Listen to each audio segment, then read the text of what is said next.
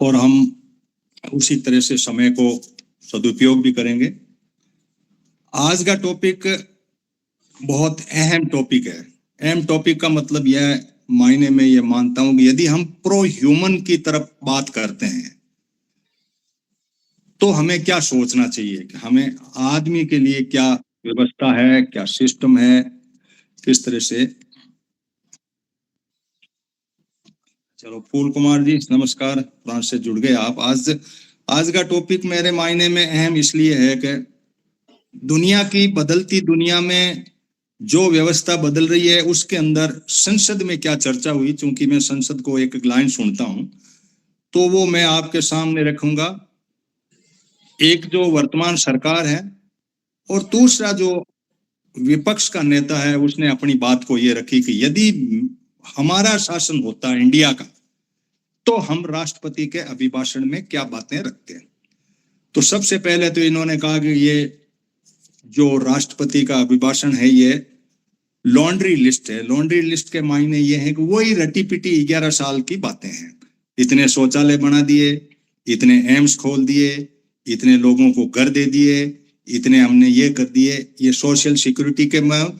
फिर बाद में स्किल इंडिया कर दिया हमने, इंफ्रास्ट्रक्चर वर्ल्ड लेवल का कर दिया, और हम जो है 5वीं अर्थव्यवस्था है, 30वीं अर्थव्यवस्था बनने जा रहे हैं, विकसित भारत है। ये लॉन्ड्री लिस्ट है इनकी फिक्स।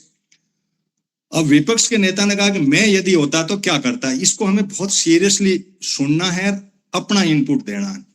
विपक्ष के नेता ने कहा कि भाई हम यदि होते तो यूथ की तरफ कंसंट्रेट करते, क्योंकि इंडिया के अंदर बहुत ज्यादा यूथ का है, इसलिए हम करते, और अनएम्प्लॉयमेंट की तरफ बढ़ते। इनका प्रोग्राम मेक इन इंडिया जो है वो फ्लॉप हुआ है। फ्लॉप यूं हुआ है कि 15.3% की ग्रोथ से 12.6% पे एमएसएमई आ गया, जो पिछले 60 साल में कभी इतना डाउन नहीं गया। इसके कारण से मेक इन इंडिया का जो प्लान था वो फेल हुआ। फेल होने के उसने कारण बताए। ये बहुत सीरियस मैटर है, ये जो मैं जो बात कह रहा हूं। इन्होंने कहा कि पूरा जो सिस्टम है वो कंजप्शन की तरफ बढ़ रहा, प्रोडक्शन की तरफ नहीं बढ़ रहा। सारी फैक्ट्रियां, कुछ फैक्ट्रियां मान लो प्रोड्यूस कर भी रही है, लेकिन कंजप्शन का क्राइटेरिया ज्यादा है। कंजप्शन वाले, कंज्यूम करने वाले लोगों को ढूंढो और उनको माल प्रोवाइड करा दो, चाहे विदेश से लाना पड़े। हम प्रोडक्शन की तरफ पिछड़ रहे हैं, ये देश के लिए बहुत ही खतरनाक है। यानी ऑर्गेनाइजेशन कंजप्शन का सिस्टम तो है, लेकिन प्रोडक्शन का हम नहीं बना पा रहे हैं। ये एक इनका माइंडसेट बनाना पड़ेगा कि हम प्रोडक्शन बनाएं। प्रोडक्शन किसका बनाएं? उन्होंने उदाहरण देके ये बात बताई कि भाई यूक्रेन का जो मामला था, युद्ध था, वो उसके यूक्रेन के युद्ध के अंदर जो था, एक तो इंजन था और एक मोटर थी। इंजन और मोटर के तहत वो जो बात थी, मैं अभी आपको टाइम नहीं दे पाऊंगा, सॉरी। तो इंजन और मोटर ने, इंजन वो टैंकर में थे और मोटर उनकी थी, अटैक किया, वो किया। इसका मतलब दुनिया कुछ अलग तरीके के सिस्टम में ढल चुकी है। तो इन्होंने कहा जैसे हमारा मेक इन इंडिया का हम फॉर्मूला ले रहे हैं, तो मोबाइल फोन का हम असेंबल कर रहे हैं, हम प्रोडक्शन नहीं कर रहे हैं, लेकिन खुश हो रहे हैं कि हमने जो है बहुत कुछ कर दिया, बहुत इसमें कुछ कर दिया। चाइना से माल लाया और यहाँ पे कर दिया असेंबल। तो उन्हें उदाहरण देके भी कहा कि चाइना हमारे से कम 10 साल आगे है प्रोडक्शन के मामले में। बाकी बातों की जोड़ बाकी आगे की बात है, प्रोडक्शन के मामले में चाइना 10 साल आगे। फिर बात ये आई कि इसको एक रिवोल्यूशनरी फॉर्म में करना पड़ेगा। और वो कौन से रिवोल्यूशन होंगे? एक रिवोल्यूशन उन्होंने कहा कि हम इंजन की तरफ बढ़े। हमारे यहाँ इंजन बनाने की जो प्रवृत्ति है वो नहीं है। हम मोटर की तरफ बढ़े, हम बैटरी की तरफ बढ़े, हम जो कैमरे की तरफ बढ़े, और फिर एआई में बने। इसके 4 इंजन बताए, मोटर, बैटरी और कैमरा और एआई। ये चीजें हम यदि करते हैं तो एक रिवोल्यूशन, ट्रांसफॉर्मेशन होगा, वरना कुछ नहीं होगा। कि हम मोटर भी कहीं से ले आए, बैटरी भी कहीं से हमारे पास में लिथियम नहीं है तो हम यूं ही हाथ पांव मारे हैं, बैटरी भी बाहर से मंगा लें, चाइना बैटरी सप्लाई कर ले, कैमरे चाइना के आ जाएं। आर्टिफिशियल इंटेलिजेंट का जो ढांचा है उसके लिए डेटा की बात कही थी, वो मैं आगे आऊंगा कि हम आर्टिफिशियल में क्यों फ्लॉप जा रहे हैं। तो इसका मतलब ये हुआ कि हमारा प्रोडक्शन सेक्टर जो है वो बिल्कुल स्लो है। कंजप्शन तो स्वाभाविक है कि कंजप्शन तो होगा, पॉपुलेशन है तो ये कंज्यूमर पार्ट है हमारा इंडिया, तो हम प्रोडक्शन पे क्यों नहीं बढ़े। हमने इंफ्रास्ट्रक्चर खड़ा किया तो कौन सी प्रोडक्टिविटी आई, मनी की तो इनफ्लो हुई, लेकिन इनमें से कौन सी आई कि बैटरी बनाई क्या, मोटर बनाई क्या, कैमरे बनाए क्या, इससे कुल ढांचा मैन्युफैक्चरिंग सेक्टर का होता और वो मामला एग्रीकल्चर में भी जुड़ता। जैसे एग्रीकल्चर का इसने कम टच किया इस भाषण में, ये मुझे दुख भी है कि मैंने कहा क्यों, यदि ये बात कहता कि आप एमएसएमई के ढांचे को फूड प्रोसेसिंग में डाल दो तो डबल था। यदि आइडिया यहां जाता इनका, जो आप लोग इसके अंदर व्यू पॉइंट देना, यदि हम एग्रीकल्चर के अंदर इस तरह का रिवोल्यूशन लाए थे, रिवोल्यूशन और ट्रांसफॉर्मेशन की बात वो भी कर रहे हैं, ये भी कर रहा है, तो अब रिवोल्यूशन यदि लाते, हम मोटर इंजन बैटरियों में उड़ रहे हैं मान लो, तो फूड प्रोसेसिंग में जाते, वो एमएसएमई का पार्ट था तो लाते। प्रोडक्शन पार्ट अलग है कि एग्रीकल्चर का अनाज पैदा करना अलग ला है, लेकिन अनाज से कुछ चीजें पैदा करने के अंदर हमने एंट्री जो ली थी वो उस माइंड सेट से नहीं ली, इसलिए उस माइंड को भी हमें ध्यान रखने की बात है। जो हमारा प्लेटफॉर्म चूंकि फार्मर ओरिएंटेशन हम लोग ज्यादा हैं, लाइफ लाइन है आदमी की क्या भी ज्यादा, इसलिए हम इस पे जो हमारे कई नेचर ह्यूमन के साथी भी जुड़े हुए हैं तो वहां हम पहुंचेंगे। अब कंप्यूटर का रिवोल्यूशन आया तो हम सॉफ्टवेयर की तरफ बढ़ना चाहिए था डेवलपमेंट के मामले में, लेकिन नहीं कर पाए।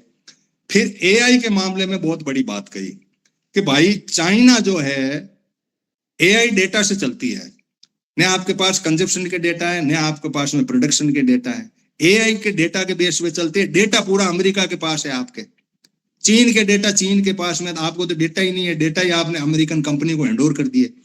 तो एआई की जो आप जो एआई कर रहे हो और ये इतनी शक्ति होगी भारत और वो होगा, वो 5वें होगा 30 होगा, लेकिन ये यूथ यदि एआई में एंटर होता है तो आपको इनको बैटरी मोटर कैमरे वगैरह इनका जो इंफ्रास्ट्रक्चर नीचे का एआई का सिस्टम था, रोबोट भी चलेगा तो इससे चलेगा, ड्रोन भी चलेगा तो इससे चलेगा, ये तो सारे माल बाहर से आ रहे हैं आपके। तो आप टाइम क्यों ये दिखाने के लिए क्यों कर रहे हो, आप बाकी काम सब छोड़ो और आप बैटरियों के लिए, कैमरे के लिए, मोटर के लिए, इनके लिए करो ताकि आपकी एआई बढ़ जाए और इनसे इंजन डेवलप करो और इस तरह की व्यवस्था करो। तब तो कुछ देश के अंदर इस तरह से एमएसएमई सेक्टर का प्रोडक्शन होगा, उसमें आप फूड प्रोसेसिंग यूनिट्स भी लगा पाओगे, रोबोट भी लगा पाओगे, आर्टिफिशियल के जितने आपके जो भी एप्लायंस हैं वो आपके काम कर पाएंगे। ये यदि नहीं हो पा रहा, इसका मतलब है कि देश के अंदर प्रोडक्शन साइड स्लो होने से देश काफी पीछे हो रहा है। चाइना का प्रोडक्शन साइड है और चाइना बाउंड्री में घुस रहा है 4000 के लिए, क्यों ये वो इसलिए घुस रहा है कि वो प्रोडक्शन करने के लिए घुस रहा है इधर, वो इधर एंट्री करना चाह रहा है अपनी जो मैन्युफैक्चरिंग साइट को, इसमें चाहे अरुणाचल से घुसे चाहे लद्दाख से घुसे, तो उनको तो वो तो अपने माल को बेचने के और उस माइंडसेट से काम कर रहे हैं। आप वो माइंड बना ही नहीं रहे हो, बना रहे हो तो इतना महंगा बन रहा है आपका कोई टिक ही नहीं रहा, सारा माल जो है वो बाहर से चाइना से ही आ रहा है, सोलर आ रहा है, चाहे कुछ भी चीज है, तो आपके पास है क्या, आप ये सड़कें बनाओ कुछ भी बनाओ, ये उस टाइप से रेवेन्यू जनरेशन के लिए कैपिटल जो है वो लग रहा है आपका कैपिटल, लेकिन रेवेन्यू जनरेशन का कंसेप्ट इनमें है जो चाइना कर रहा है। तो उस बात के लिए कहा अब आपको इस डेटा का कोई ऐसा क्राइटेरिया आपके पास नहीं है जिससे आप बेटा आपके पास हो, किसी भी प्रकार का डेटा इंडिया के पास में नहीं, आपके पूरे डेटा यूएस के पास में है और इसलिए वो सर्विलेंस भी कर रहा है इस मैटर में और आप कहीं भी कोई कुछ कर नहीं पा रहे हो। फिर बाद में कहा कि आप बैंकिंग सिस्टम को जो ओपनिंग है आपकी, कुछ लोगों के लिए आपने बैंकिंग सिस्टम डेवलप कर दिया, एमएसएमई में कुछ छोटे लोग थे उनके लिए आप उस तरीके से करते, उनकी बैंक के अंदर एक्सेस होती तो वो कुछ अलग तरह की बात करते।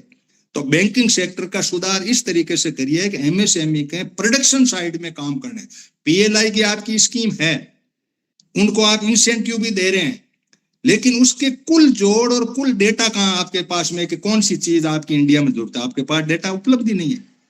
आपके पास में इस तरीके की नहीं है कि इन्होंने अलग तरह की, पेटीएम वाले ने डेटा कलेक्ट कर लिए, ये जो ये गाड़ियां घूम रही है इनमें इन्होंने कर दिए कि कौन सी चीज कहाँ बिक रही है, तो इन्होंने कलेक्ट कर दिए। चाइना ने अमेरिका से कलेक्ट कर लिया आपके डेटा, वहां से कबाड़ लिए, और खुद के डेटा वो किसी को नहीं दे रहा है। तो बैंकिंग सिस्टम के अंदर भी आपको सोचना पड़ेगा। बाद में फॉरेन पॉलिसी की भी बात आई कि इसके अंदर भी आपको सुधार करना पड़ेगा।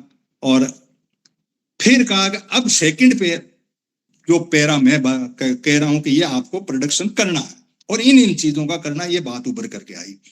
अब प्रोडक्शन कौन करे, तो इसके अंदर गड़बड़ ये है कि आप पार्टिसिपेशन करके ट्रैफिक नहीं, इसका सेंसस करिए जनता की, और कौन कहाँ किस तरीके से है उसी माइंडसेट से आप करिए कि एग्रीकल्चर विंग के लोग ज्यादा हैं या इसके कौन से हैं, लेबर क्लास ज्यादा हैं, उसी डेटा से आप प्रोडक्शन की साइड को बढ़िए और उसके अंदर पार्टिसिपेशन का सेटअप खड़ा करिए। उसके लिए कास्ट सेंसस करके और पार्टिसिपेशन की बात को करिए। पार्टिसिपेशन के बाद में संविधान को भी आप फॉलो करिए, जो भी आपकी इंस्टीट्यूट है उनको उस तरीके से सेटअप करिएगा। आपने उसको कैप्चर करके इस तरह की व्यवस्था खड़ी कर दी कि इसमें क्या है कि प्रोडक्शन साइड में कोई दूसरा एंट्री नहीं ले पा रहा। इन्हीं सारी बातों को आप लेकर के, और इस लॉन्ड्री लिस्ट जो आपने ले रखी है कि इतने शौचालय बना दिए, इतना आयुष्मान कर दिया, 25 लाख को हमने ये कर दिया, ये 11 साल से भारत सुन रहा है और सारे के सारे राष्ट्रपति के अभिभाषण इसी लाइन पे है। नया कोई ऐसा बात हुई उसमें यह है कि हमने रेल कर दी, नमो रेल कर दी, वो फला कर दी, इसकी साइड में आप बड़े जरूर हैं, लेकिन नीचे का इंफ्रास्ट्रक्चर कोलैप्स हो गया क्योंकि आपने उस रेल में चलने वाले एपरेटस, रेल के लिए जो भी चीजें हैं वो बाहर से आ रही है, यानी प्रोडक्शन कम हो रहा है। इन सारी बातों को लेकर के और ये कंट्रोवर्सी शुरू हुई। हम लोग जो सोशल एक्टिविस्ट लोग हैं उनके लिए बहुत जरूरी है कि हम बहुत ही सोबर प्लेटफॉर्म से, बिना किसी बियास्ड वे से छोड़ें कि क्या ये मॉडल जो अभी चल रहा है, अभी मॉडल के लिए थोड़ा सा वर्णन कर दूं ताकि आपको उसको कंपेयर करने में, क्योंकि दोनों को मॉडल को करना है। अभी का मॉडल ये है कि इन्होंने कहा साहब कि पूरे यूथ को हम स्किल करेंगे। स्किल का मेथड ये होगा कि 4 चरण के अंदर स्किल शुरू किया इन्होंने। नीचे RACIT के सेंटर खोल के, और इन्होंने गांवों के अंदर जैसे RACIT के सेंटर दे दिए और इन्होंने स्किल करके परीक्षा लेके एक सर्टिफिकेट दे दिया, तो स्किल 1.0 हो गया। स्किल 2.0 के अंदर इन्होंने फिर कोई बात थोड़ी सी उसमें एड ऑन कर दी, और उसके बाद में स्किल 4.0 पे पहुंच गए। जो जब इंडस्ट्री का चौथा चरण आया, इंडस्ट्री 4.0 आया। इंडस्ट्री 4.0 क्या आया? आर्टिफिशियल इंटेलिजेंस आया, ऑटोमेशन आया, रोबोटिक आया, इंटरनेट ऑफ थिंग्स आया। ये सारा जब सिस्टम आया, मल्टी MNS कंपनियां यहाँ आई, और उस सिस्टम के अंदर जब इंडस्ट्री 4.0 का जो मॉडल आया उसके इक्विवेलेंट हमें वर्कफोर्स तैयार करनी थी। तो अभी तक हमारे फर्स्ट, सेकंड, थर्ड और फोर्थ 4 तरह के स्किल का प्रोग्राम हुआ। अब इस स्किल के प्रोग्राम के ढांचे को समझना बहुत जरूरी है।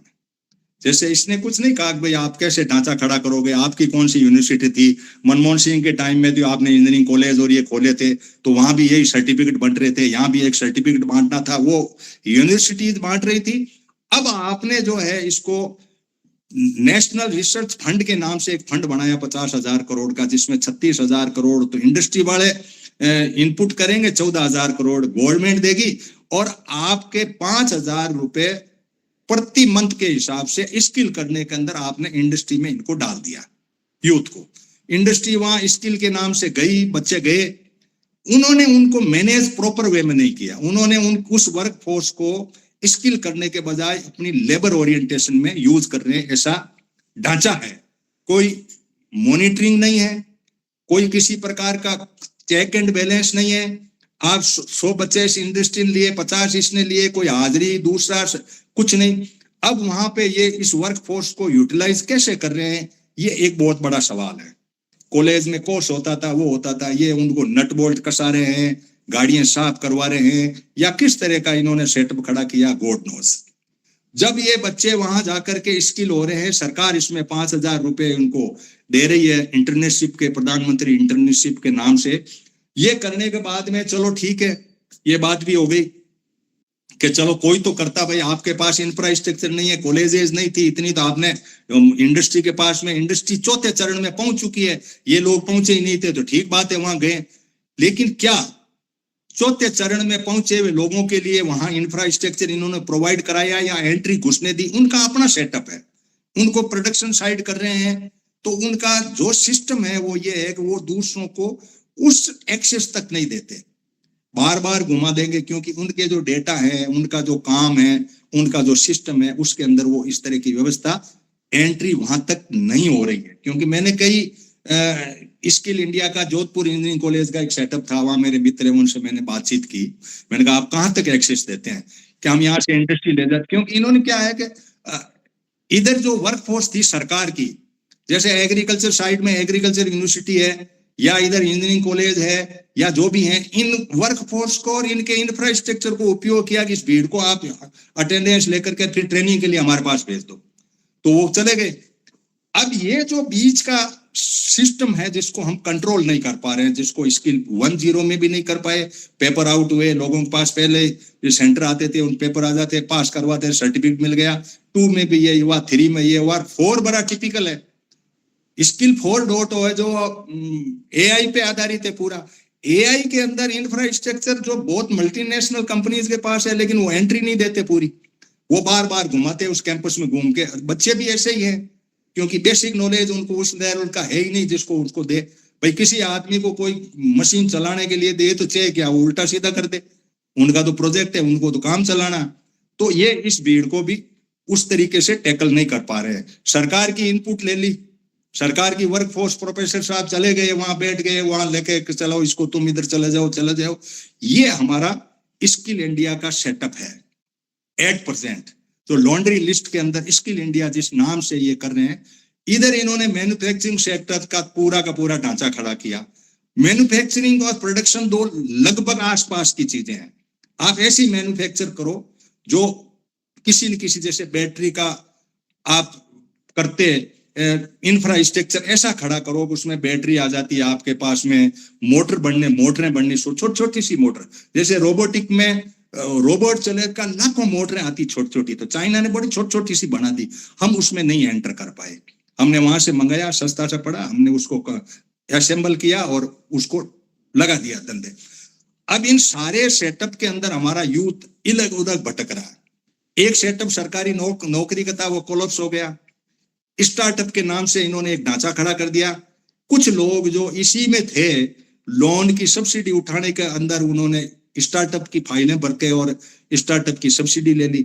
अब स्टार्टअप खुल गया इधर आपका जो है स्वरोजगार के नाम से इन्होंने मुद्रा लोन दे दिया, 10 लाख था जिसको 20 लाख दे दिया। 20 लाख के आंकड़े जरूरी है, 3 लेयर में देते हैं, युवा, तरुण, ऐसे एज वाइज इन्होंने बना रखा। पहली किस्त दे वो तो दूर सी मिलती है, तो ज्यादातर करीब 80% लोगों से पहली किस्त ही नहीं चूकती, तो वो 20% वाले लेते हैं कि पहले 1 लाख है, 2 लाख है, ऐसे 10 लाख था पहले, तो अब 2 लाख 5 लाख ऐसे हो गया होगा। तो इसी तरह से स्वनिधि योजना के अंदर यूथ को कहा आप ऐसा करो, एक थैला लाओ और उसके अंदर सेव और वेर वो केले डाल करके रेडी जल्दी वाले, उनको एक स्वनिधि योजना के तहत उनको धंधे लगा दिया।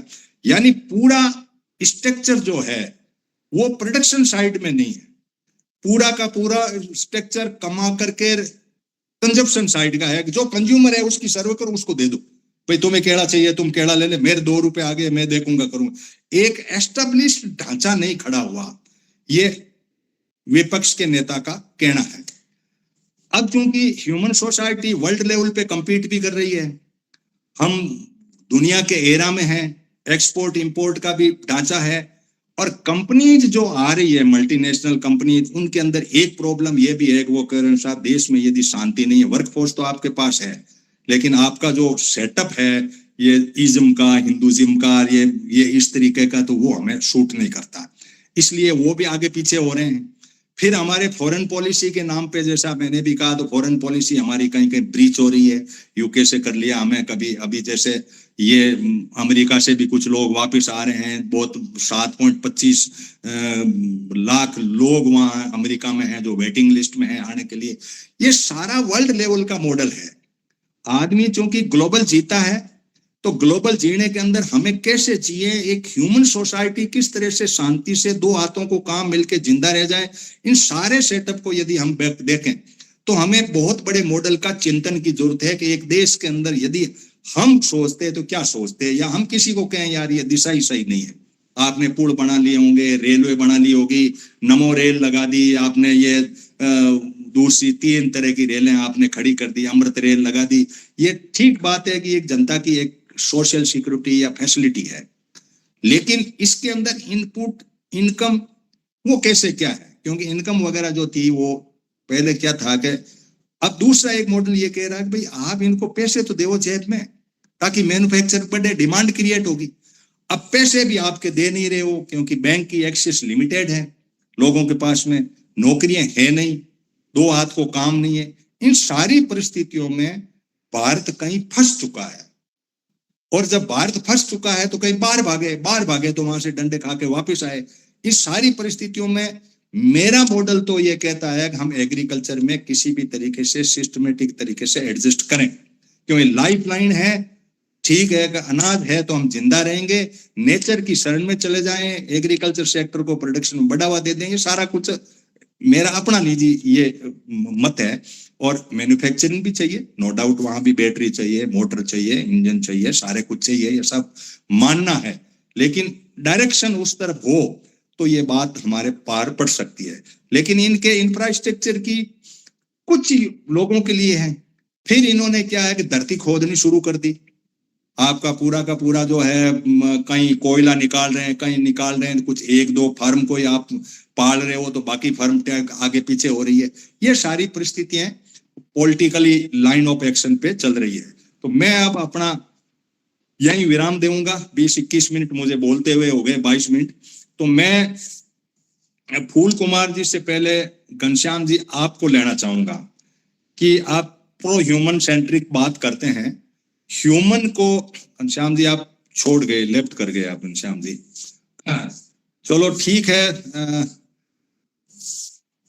फूल जी आप बताइए कि अपने हिसाब से आप पहले समरी टाइप शॉर्ट में कह दीजिए, फिर लोगों की सुन के फिर आपको मैं दोबारा ले लूंगा। आप क्या सोचते हैं कि विदेशी एक्सपीरियंस के तौर पे भी, क्यों घनश्याम जी आप आगे लेफ्ट कर गए थे बीच में, घनश्याम जी आवाज सुन रहे हैं मेरे तो अपना माइक खोलें और इस बात में कहें कि यदि प्रो ह्यूमन के मामले में आप प्रो ह्यूमन अपने आप को मानते हैं तो जो मैंने मॉडल दिया, इस मॉडल का मायने क्या है, इस मॉडल में हम कहाँ हैं अभी, और यदि नहीं है तो आगे वाले भविष्य व्यती चिंतन हम आपका क्या है, घनश्याम जी। हाँ, सभी को नमस्कार। वो ठीक है, आपकी जो डायरेक्शन, जो एक्सप्लेनेशन था, सत्ता पक्ष तो यही कर रहा है, ठीक है, वो प्रोडक्शन में, मैन्युफैक्चरिंग में कमजोर है और कंजप्शन में वो उसकी डायरेक्शन है। और दूसरा वो ये है कि जो रिसोर्सेज है जितने भी पूरे हिंदुस्तान में, तो सारी जो बाहर की जो कंपनियां हैं इनको इनवाइट कर रहा है मिनरल्स वगैरह निकालने में रूस में। ये दूसरी डायरेक्शन ये है, यानी पहले से ही जो धन दौलत है, नेचुरल रिसोर्सेज है, उसके बल पर ये समझ रहा है कि मैं डेवलपमेंट कर रहा हूँ और विकास कर रहा हूँ।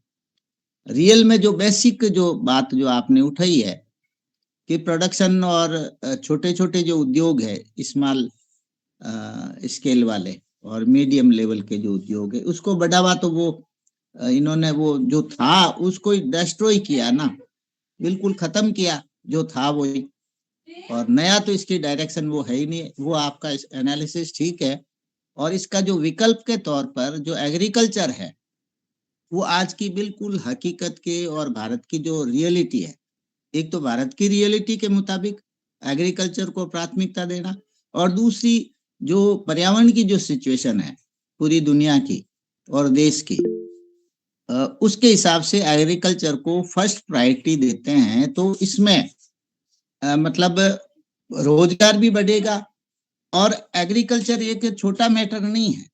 एग्रीकल्चर में मतलब मिट्टी का प्रबंध, पानी का प्रबंध, जो परंपरागत जितने भी वाटर बॉडीज है उनको रिचार्ज करने का काम, फिर एग्रीकल्चर जो जिंदा रहने का जो प्रमुख जो है ना भोजन वो नेचुरल अगर हम करें तो इसमें ये जो छोटे जो उद्योग है ना वो सारे डेवलप हो सकते हैं। उसकी कोई पॉलिसी गवर्नमेंट की होनी चाहिए कि वो सारी जो लेबर फोर्स है इसको इसमें लगाए। छोटे उद्योग भी इसमें डेवलप हो सकते हैं। मार्केटिंग का जो साइड है एग्रीकल्चर प्रोडक्शन का, कि वो उपभोक्ता तक पहुंचे और नेचुरल बिल्कुल हो और 100% वो ऑर्गेनिक हो। इनकी डायरेक्शन ये जो जिन जिन की जेब में पैसा है, जो उसका ऑर्गेनिक का डबल ट्रिपल 4 गुना रेट दे सकते हैं, वहां तक सप्लाई कर दो और इतना प्रोडक्शन कर लो। बाकियों का उनकी लिस्ट में ही नहीं है। बाकी केमिकल खाए या जिनके जेब में पैसे वो केमिकल प्रोडक्शन भी नहीं खरीद सकते। तो ये जो दिशा है वो है तो पूरी पर्यावरण के अनुकूल नहीं है जो चल रही है, और आम यहाँ के लोगों के हक में तो बिल्कुल ही नहीं है। इसलिए एग्रीकल्चर को फर्स्ट प्रायोरिटी अगर दी जाती है और गवर्नमेंट की जो पॉलिसीज है उसमें इसको हेल्प मिलती है तो रोजगार वगैरह और ये भारत की जो रियलिटी उसके अनुकूल है। ठीक है घनश्याम जी, आपकी बात आई कि ये जो मॉडल दे रहा है मोटर बनाने का, छोटी मोटी जो भी बैटरी बनाने का, कैमरा बनाने का, इंजन बनाने का, और उन सबको असेंबल करके आर्टिफिशियल इंटेलिजेंट के एरा में डाल करके और डेटा कलेक्ट करके हम यदि देश को बढ़ाएंगे तो होगा, क्योंकि चाइना ने काफी कुछ इसमें अपना जॉब किया है। तो ठाकर साहब कुछ आप कर रहे हैं, हाथ रेज कर दे, फिर मैं फूल कुमार जी को टच करता हूं कि ये दुनिया क्या कर रही है। डेटा का मामला, बैटरी के मामला, कैमरा, मोटर, और इसको इसने बार बार कहा कि भाई फोकस जो है प्रोडक्शन के लिए इन्होंने PLI स्कीम लगा रखी है, लेकिन वो कंजप्शन बेस है कि जैसे LED बनाने के अंदर दे दिया तो LED का प्रोडक्शन के, LED किसी और को यंत्र को चलाती हो। सोच ये है कि एक तो सिर्फ पैसा कंज्यूम करके खत्म होना, पैसा जेब में आना, नौकरी लगना, ये बड़ी बात नहीं। बड़ी बात ये है कि कोई ऐसी चीज बनाओ जिससे बहुत बड़ी चीज बनती हो। इंजन बनाओगे तो उससे बहुत कुछ नए काम होंगे, मोटर और कुछ होगा, इलेक्ट्रिक मोटर होगा, छोटी छोटी होगी तो आपकी उसमें सोलर से जोड़ो चाहे कैसे जोड़ो। बैटरी होगी तो उससे आपके मोबाइल भी होंगे, आर्टिफिशियल इंटेलिजेंस चलेगा। कैमरा होगा तो उसके अंदर आपका वो काम होंगे। इस तरीके की चीज बनाओ। आपने जो भी प्रोडक्शन लिंक्स इंडस्ट्री इनको इंसेंटिव दिया है वो ऐसा नहीं दिया। आपने उन लोगों को एक हथियार दे दिया कि आप चीज बनाओ। क्यों बनाओगे? कंजप्शन है, डिमांड है। डिमांड होना और उस डिमांड के पीछे जो एपिलेंस है छोटे छोटे, उनको बनाना, ये बड़ी बात है। डॉक्टर साहब कुछ कहना चाहते थे, आपका हाथ खड़ा था, कुछ कह दे। वैसे ही हो गया होगा। चलो फूल कुमार जी, देश को आगे कैसे बढ़ाएं? डेटा का हमारे पास में कमी, और कुछ हम ऐसी चीजें नहीं बना रहे हैं जो प्रोडक्शन में आगे जाकर के हमारे को काम आए। हम सिर्फ कंजप्शन बेस्ड चीजें बना रहे हैं, उसकी नीचे वाली चीजें बाहर से ला रहे हैं। तो इस पे आप क्या अपनी कहना पाएंगे? बाकी फ्रांस वगैरह दूसरी कंट्रीज में भी क्या, जैसे आपको राफेल भी बनाना पड़े तो बना लो, यहाँ ऐसी बैटरी, ऐसी मोटर, ऐसे छोटे मोटे खिलौने इस तरह से बना लो। फूल Kumar ji sir, thank you. आप सभी को नमस्कार। घनश्याम चौहान जी, और अभी शायद चौहान सर ही बोल रहे हैं, मेघवाल सर, जोशी सर काफ़ी सीनियर और भी हैं, वीरेश सर हैं, तो इनकी भी सुनना चाहेंगे विचार, और बाकी साथियों की भी। मेन बात यही है सर कि सारी कहानी बड़ी कंफ्यूज सी है अपने देश के बारे में। चाइना है जो वो प्रोडक्शन के यानी हार्डवेयर के मामले में सारी दुनिया में कब्जे में, सारा कब्जा उसके पास, मान लो मोर देन 50% उसके पास है। और खासकर ये कंप्यूटर्स वगैरह का तो शायद 70-80% उसी के पास है। फिर उसके बाद सॉफ्टवेयर की बात जहाँ तक आती है तो सॉफ्टवेयर का डाटा, जहाँ अभी आपने बात करी डाटा की, तो जो डाटा बेसिस किसी के पास सबसे ज़्यादा हैं, कलेक्शंस हैं, नॉट ओनली खुद के देश के बल्कि दुनिया के भी सारे देशों के, चाइना को छोड़ के, तो वो फिर US से अमेरिका की बात आती है। हमारे वाले अभी जब ट्रम्प ने ये 2 हफ्ते पहले से औकात दिखानी शुरू करी है कि तुम चीज़ क्या हो, उससे पहले हम भी थोड़ा घमंड कर लेते थे कि यार IT में, सॉफ्ट स्किल्स में हमारे देश के जो ह्यूमन वर्कफोर्स है उसका कोई मुकाबला नहीं दुनिया में। पर वो उसने सारी दत्ता बता दी है, और जो बड़े बड़े नासा से लेकर के और जितनी भी ये कॉन्ग्लोमरेट कंपनी है सॉफ्टवेयर की, चाहे फेसबुक है, ट्विटर है। ट्विटर वाले ने तो जैसे ही ये एलन मस्क के पास गई, उसने तो सबसे पहले सीईओ ही वो इंडियन था, उसका कोई गुप्ता उसने तो उसको लात मार के बाहर कर दिया था।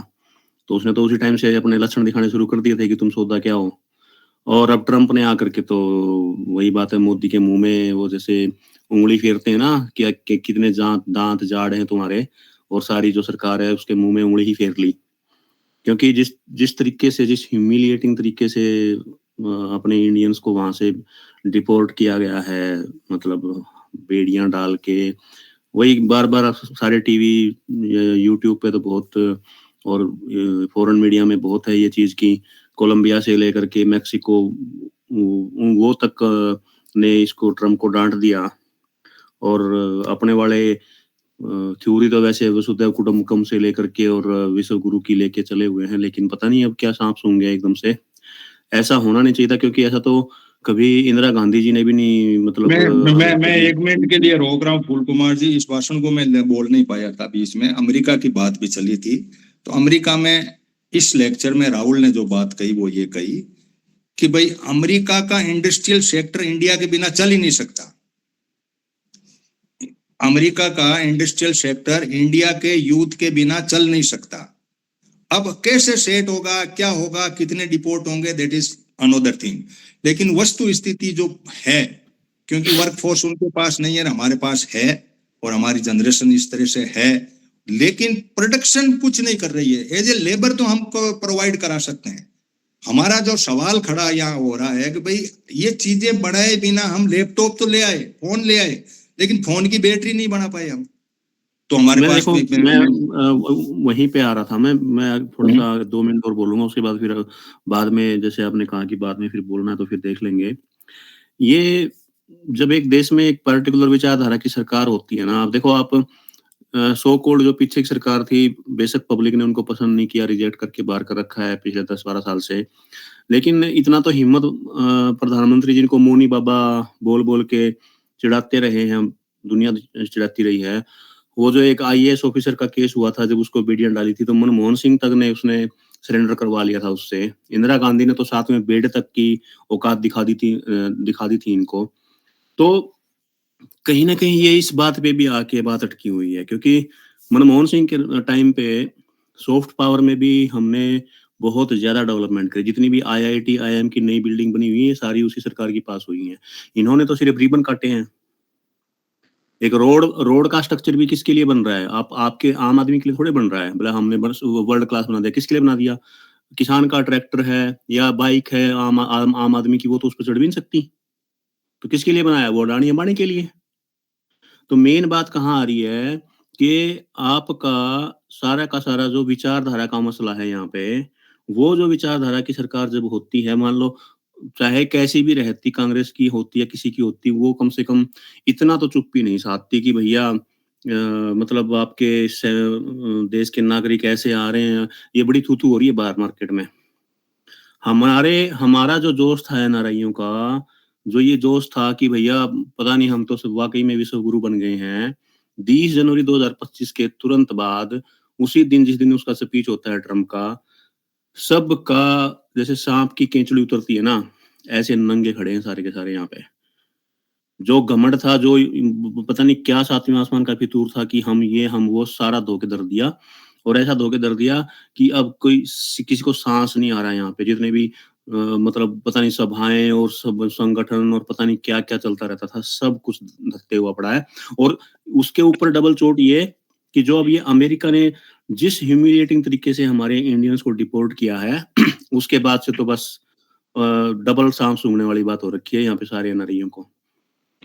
तो ये बाकी बातें बाद में कर लेंगे, लेकिन मेरे हिसाब से सारा सिर्फ आइडियोलॉजी का मामला है और कुछ नहीं है। आइडियोलॉजी, आर्टिफिशियल इंटेलिजेंस की बात जहां तक है, फिर वही बात है, फिर आप क्योंकि देखो ग्राउंडेड जब आपकी आइडियोलॉजी होती है ना, एक हवाओं में एक हवा का गुबार बना करके आप एक इंप्रेशन, परसेप्शन और परसीविंग की आइडियोलॉजी के साथ आप अगर चलोगे और नीचे धरातल पे कट है, तो ये चीजें फेस करोगे। हालांकि गलतियां कांग्रेस के टाइम पे भी बहुत हैं, लेकिन उनका कम से कम ग्राउंड से टच था। मैं एक एग्जांपल देता हूँ। शिवराज पाटिल होते थे, गृह मंत्री होते थे। उनसे एक बार एक मिस्टेक हुई थी, आपको याद होगा जब उनका इस्तीफा लिया गया था, मेरे को ध्यान नहीं क्या मिस्टेक थी, लेकिन एक मिस्टेक हुई थी। तो कांग्रेस के पीएम ने, मनमोहन सिंह ने उनका इस्तीफा ले लिया था। इस आदमी की सरकार में पिछले 10 साल में कितने ऐसे इंसिडेंट आए हैं जब बहुतों के इस्तीफे बनते थे, एक तक का भी ले पाया है ये? बस यहीं से फर्क समझ जाइए। ये टेक्नोलॉजी का हार्डवेयर हो चाहे सॉफ्टवेयर हो, हम बीच में ही लटकते रहेंगे जब तक ये इन चीजों पे सुधार नहीं करेंगे अपनी इस अप्रोच पे। चलो ठीक है, फूल कुमार जी फिर आएंगे हम आपके पास में। अब मैं आरके के पास में जाऊंगा, आरके जी जुड़े हुए हैं हमारे साथ में। आरके जी, मैं कुछ सवाल रखूंगा आपके सामने, उनका सॉल्यूशन आप ढूंढने की कोशिश करिएगा। आज मैं सुनने में, यहाँ मैं कहीं और बैठा हूँ सुन ही रहा हूँ बस। अच्छा ठीक है, तो घनश्याम जी तो हाँ चलो, धर्मेंद्र जी आप जुड़े हुए हों, मैं कुछ सवाल खड़े कर रहा हूं। पहले तो एक बता दूं कि अभी अभी हमारे पिछले साल 2 साल से विश्व गुरु का जो तगमा था वो हमने हटा लिया। हमारे प्रधानमंत्री अब विश्व बंधुत्व कहने चले गए, कई अंधभक्त हैं उन तक ये बात पहुंची नहीं है, विश्व बंधु हम कहने लग गए। तो ये अच्छी बात है, कुछ बात उनके पकड़ में आई कि गुरु कहना थोड़ा लोगों की नाराजगी है, तो विश्व गुरु वाला तो वो टैग था वो हमने हटा लिया। अब सवाल धर्मेंद्र जी ये खड़ा हो रहा है कि कोई एक चीज आप काम में ले रहे हो, चाहे फोन ले रहे हो, चाहे सॉफ्टवेयर कर ले रहे हो, चाहे मशीन काम में ले रहे हो, चाहे कोई भी चीज काम ले रहे हो, उसके अंदर कुछ चीजें होती है। तो इसके कहने का मतलब तो है कि यार वो चीजें बना लो, बैटरी उसमें काम आ रही है, इंजन उसमें काम आ रहा, मोटर उसमें काम आ रहा, तो कैमरा उसमें काम आ रहा, पेट्रोल की भी बात कही, सोलर की भी बात कही, जो एनर्जी लग रही है उसकी भी बात कही, लेकिन प्रोडक्शन साइड तो पूरी कर लो। कुछ इंजन बना लो, कुछ मोटर ऐसी बना लो छोटी मोटी, किस तरीके से हो, कुछ ऐसे इस तरह की व्यवस्था खड़ी कर लो, बैटरियां बना लो। तो आप उस तरफ नहीं बढ़ने के बजाय आप इस तरीके से उन चीजों को मंगा करके असेंबल करके मार्केट में लॉन्च कर रहे हैं। उससे वहां तो हो रहा, वहां का युद्ध तो पनप रहा है, चीजें पैदा हो रही है, लेकिन यहाँ नहीं हो रही है। यहाँ हम उसके ऊपर वर्क करते हैं, सिर्फ लेबर जिसको कहते हैं। आपको फोन दे दिया, फोन सारे दिन बनाओ, रील चलाओ, लैपटॉप दे दिया, उसमें आप फिल्में देखो, ये काम तो हो गया। आप अमेरिका चले गए तो उनके लैपटॉप चलाए, उनके बनाए बनाए काम है। हवाई जहाज बनाया किसी ने, जैसे फ्रांस मैन्युफैक्चरिंग सेक्टर के, मैन्युफैक्चरिंग के हैं या प्रोडक्शन के हैं, दैट इज सेम थिंग है। फ्रांस ने राफेल बनाया, तुम्हें लाना पड़ता। अब कहने को ये कह रहे हैं कि हमने 2 युद्ध पोत दे दिया, छोटे देशों को दे देते हैं, ये कुछ ऐसे बनाए डिफेंस के मामले में है। इनका पूरा, मैं जब राष्ट्रपति का अभिभाषण पढ़ा तो लगभग तो लॉन्ड्री लिस्ट ही थी, वो पुरानी कहानी है, गाना करना। हम मैन्युफैक्चरिंग सेक्टर में यदि उतरे तो बहुत कुछ एक नई चीज मार्केट में नहीं आई कि साहब ये तो, क्योंकि ब्रांड बिकता है। एक वीडियो मैंने भी देखा कि दुनिया के अंदर ब्रांड कितने हैं। पहले कपड़े के मामले में विमल का कोई कपड़े का ब्रांड था, जापान के टक्कर में आया था उस टाइम। इस तरीके से ब्रांड जो है मार्केट में कितने हैं आपके, जो जीरो टॉलरेंस के सिस्टम से क्वालिटी में काम कर रहे हो, या कोई ऐसी चीज आपने बनाई हो, बनी बनाई चीज को ला करके उसको जोड़ के तारों से आपने उसमें लेबर कर ली। यानी आपने गाड़ी किसने बनाई, ड्राइवरी आपने कर ली। ड्राइवर को तो ड्राइवर की औकात से ही पैसे मिलेंगे, गाड़ी बनाने वाले को अलग तरीके से मिलेंगे। उसने उसमें इंजन भी डाला, उसने जनरेटर भी डाला, सारी कुछ हुआ। तो देश को बढ़ाने का क्या ये मॉडल सही है? क्या हम देश की इस व्यवस्था के अंदर नहीं पन पा रहे हैं, या कोई ऐसी डायरेक्शन हमारे है नहीं? हमारे जो प्रोडक्शन हो रहे हैं उस तरीके से नहीं है। और एग्रीकल्चर सेक्टर भी घनश्याम जी ने जैसा बताया कि भाई ये नहीं हो तो इसमें भी कर दो। तो यहां यदि नहीं हो पाता है यदि ये बात, तो हम कहां पे टिकते हैं? सवाल बड़े सीधे साधे और खड़े हैं मेरे कि भाई हमारा यूथ, क्योंकि हम जो बैठे हैं ना यहाँ, एक एज ए अपने आप को मान के चलो हम देश को संचालन करने वाले लोग हैं। यदि हमें हाथ में दे दे संचालन करने के लिए, तो क्या हम सबको ये कहेंगे कि आप बाकी काम छोड़ो, आप चलिए पहले बैटरी बनाओ, फिर ये अपना बैटरी के बाद में इसमें कैमरे भी ले लो, कैमरों का प्रोडक्शन कर लो, इनको जोड़ो, इससे ये होगा, इससे रोबोट बन जाएगा, रोबोट से ये काम शुरू कर देंगे, या ये मोबाइल बन जाएगा, इस मोबाइल से हम ये काम कर लेंगे। ऐसा कुछ कोई ऐसा आउटपुट या इनपुट कोई आया हो, इसके हिसाब से कोई ऐसा अपने को लगता हो, तो उसके हिसाब से। हाँ फूल जी आप कह रहे हो कुछ कहते हैं, फिर वो धर्मेंद्र जी निकल भी गए। मैं वीरेश एक एग्जांपल याद आ गया जब आपने बैटरी का जिक्र किया।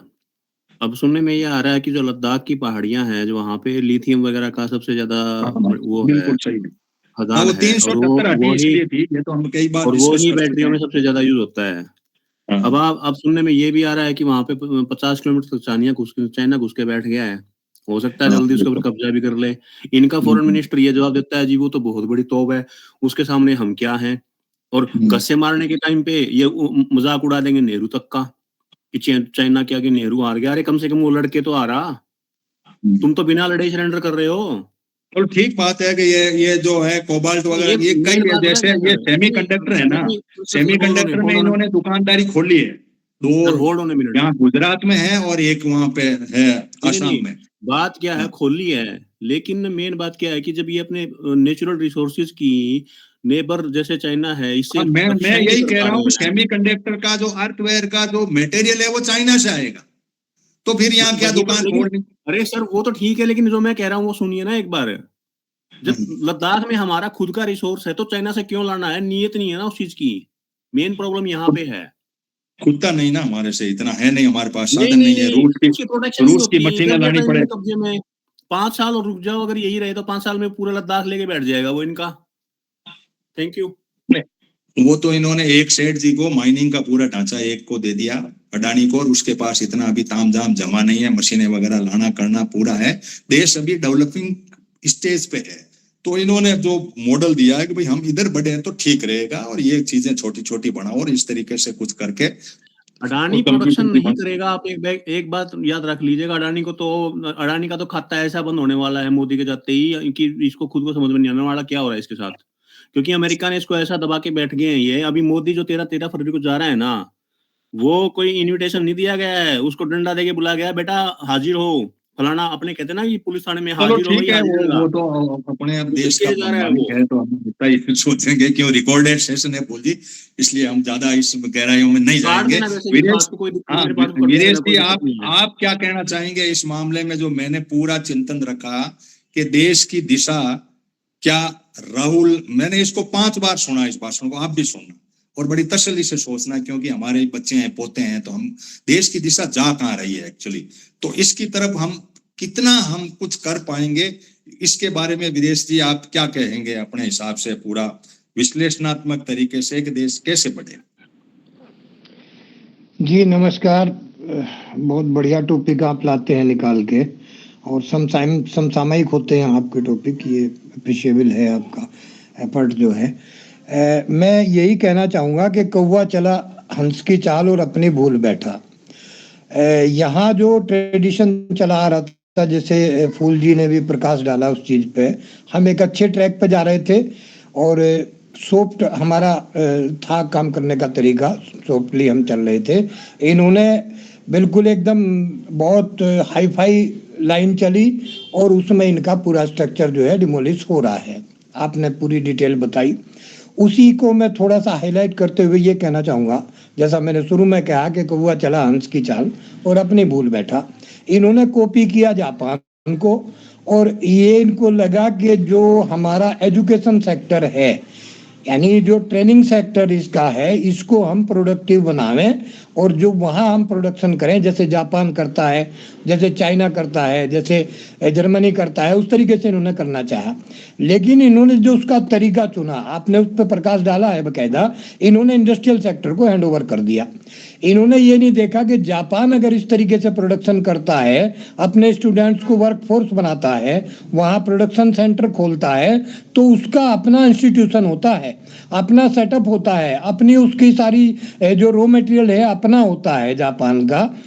वहाँ जो चीज़ें तैयार होती हैं, वो प्रोडक्शन, उनके जो प्रोड्यूस हैं वो कंपटीशन में आते हैं, दुनिया के ग्लोबली कंपटीशन में। इसीलिए जापान ने बहुत तरक्की करी, आगे बढ़ा, क्योंकि जापान ने अपने स्कूल को, यानी उन्होंने जो एजुकेशन है उस एजुकेशन को प्रोडक्शन सेंटर बना दिया पूरा।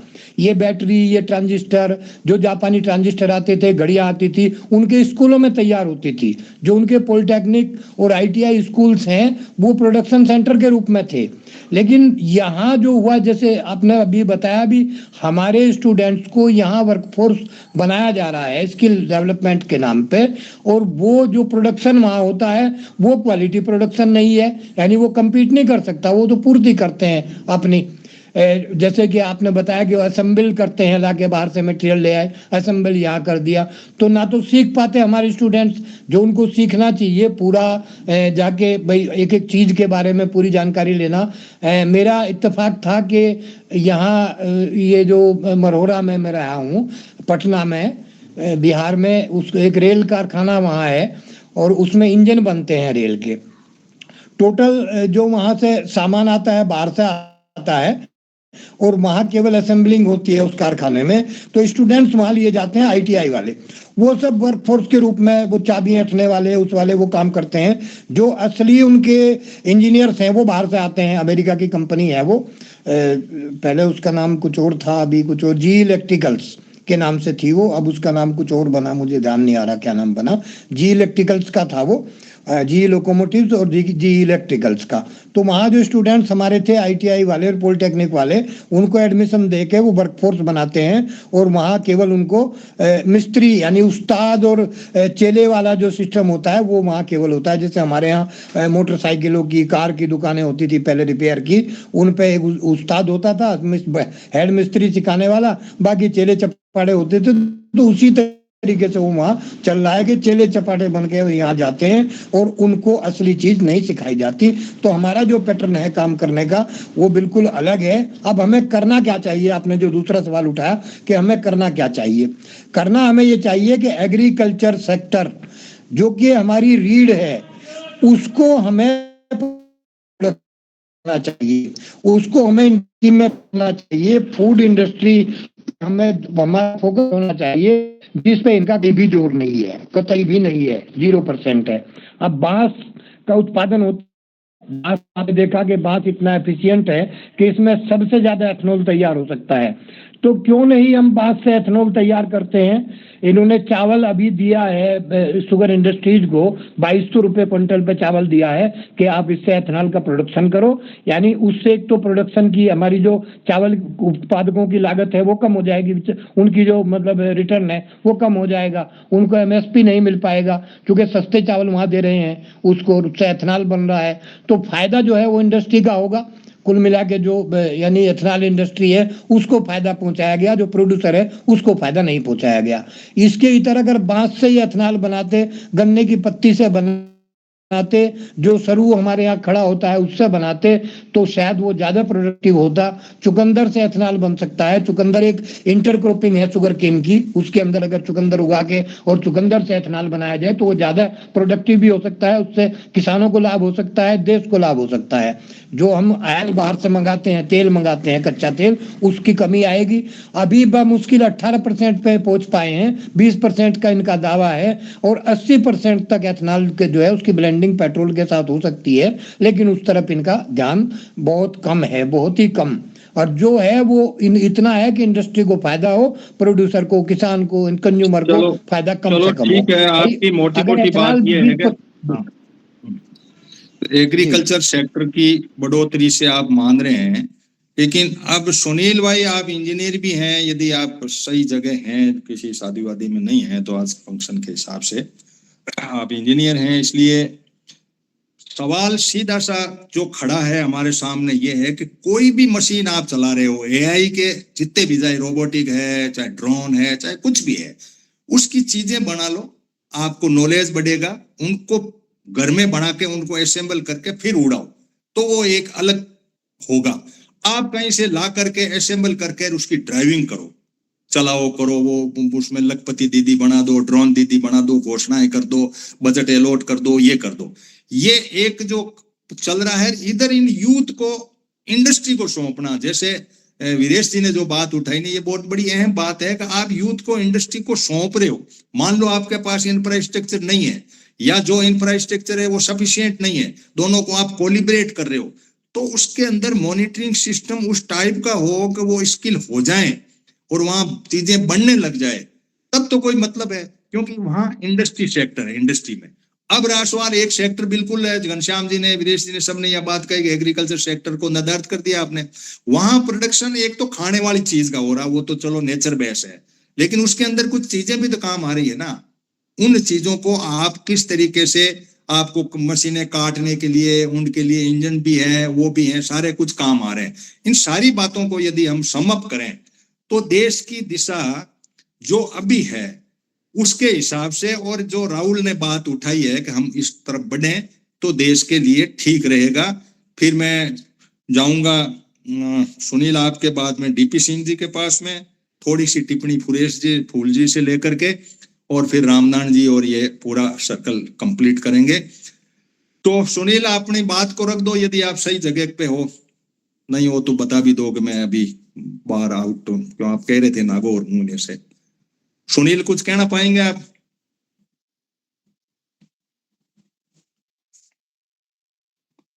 शायद सुनील को इस ब्याह शादी में बता रहा था, तो शायद है नहीं आ पाएगा।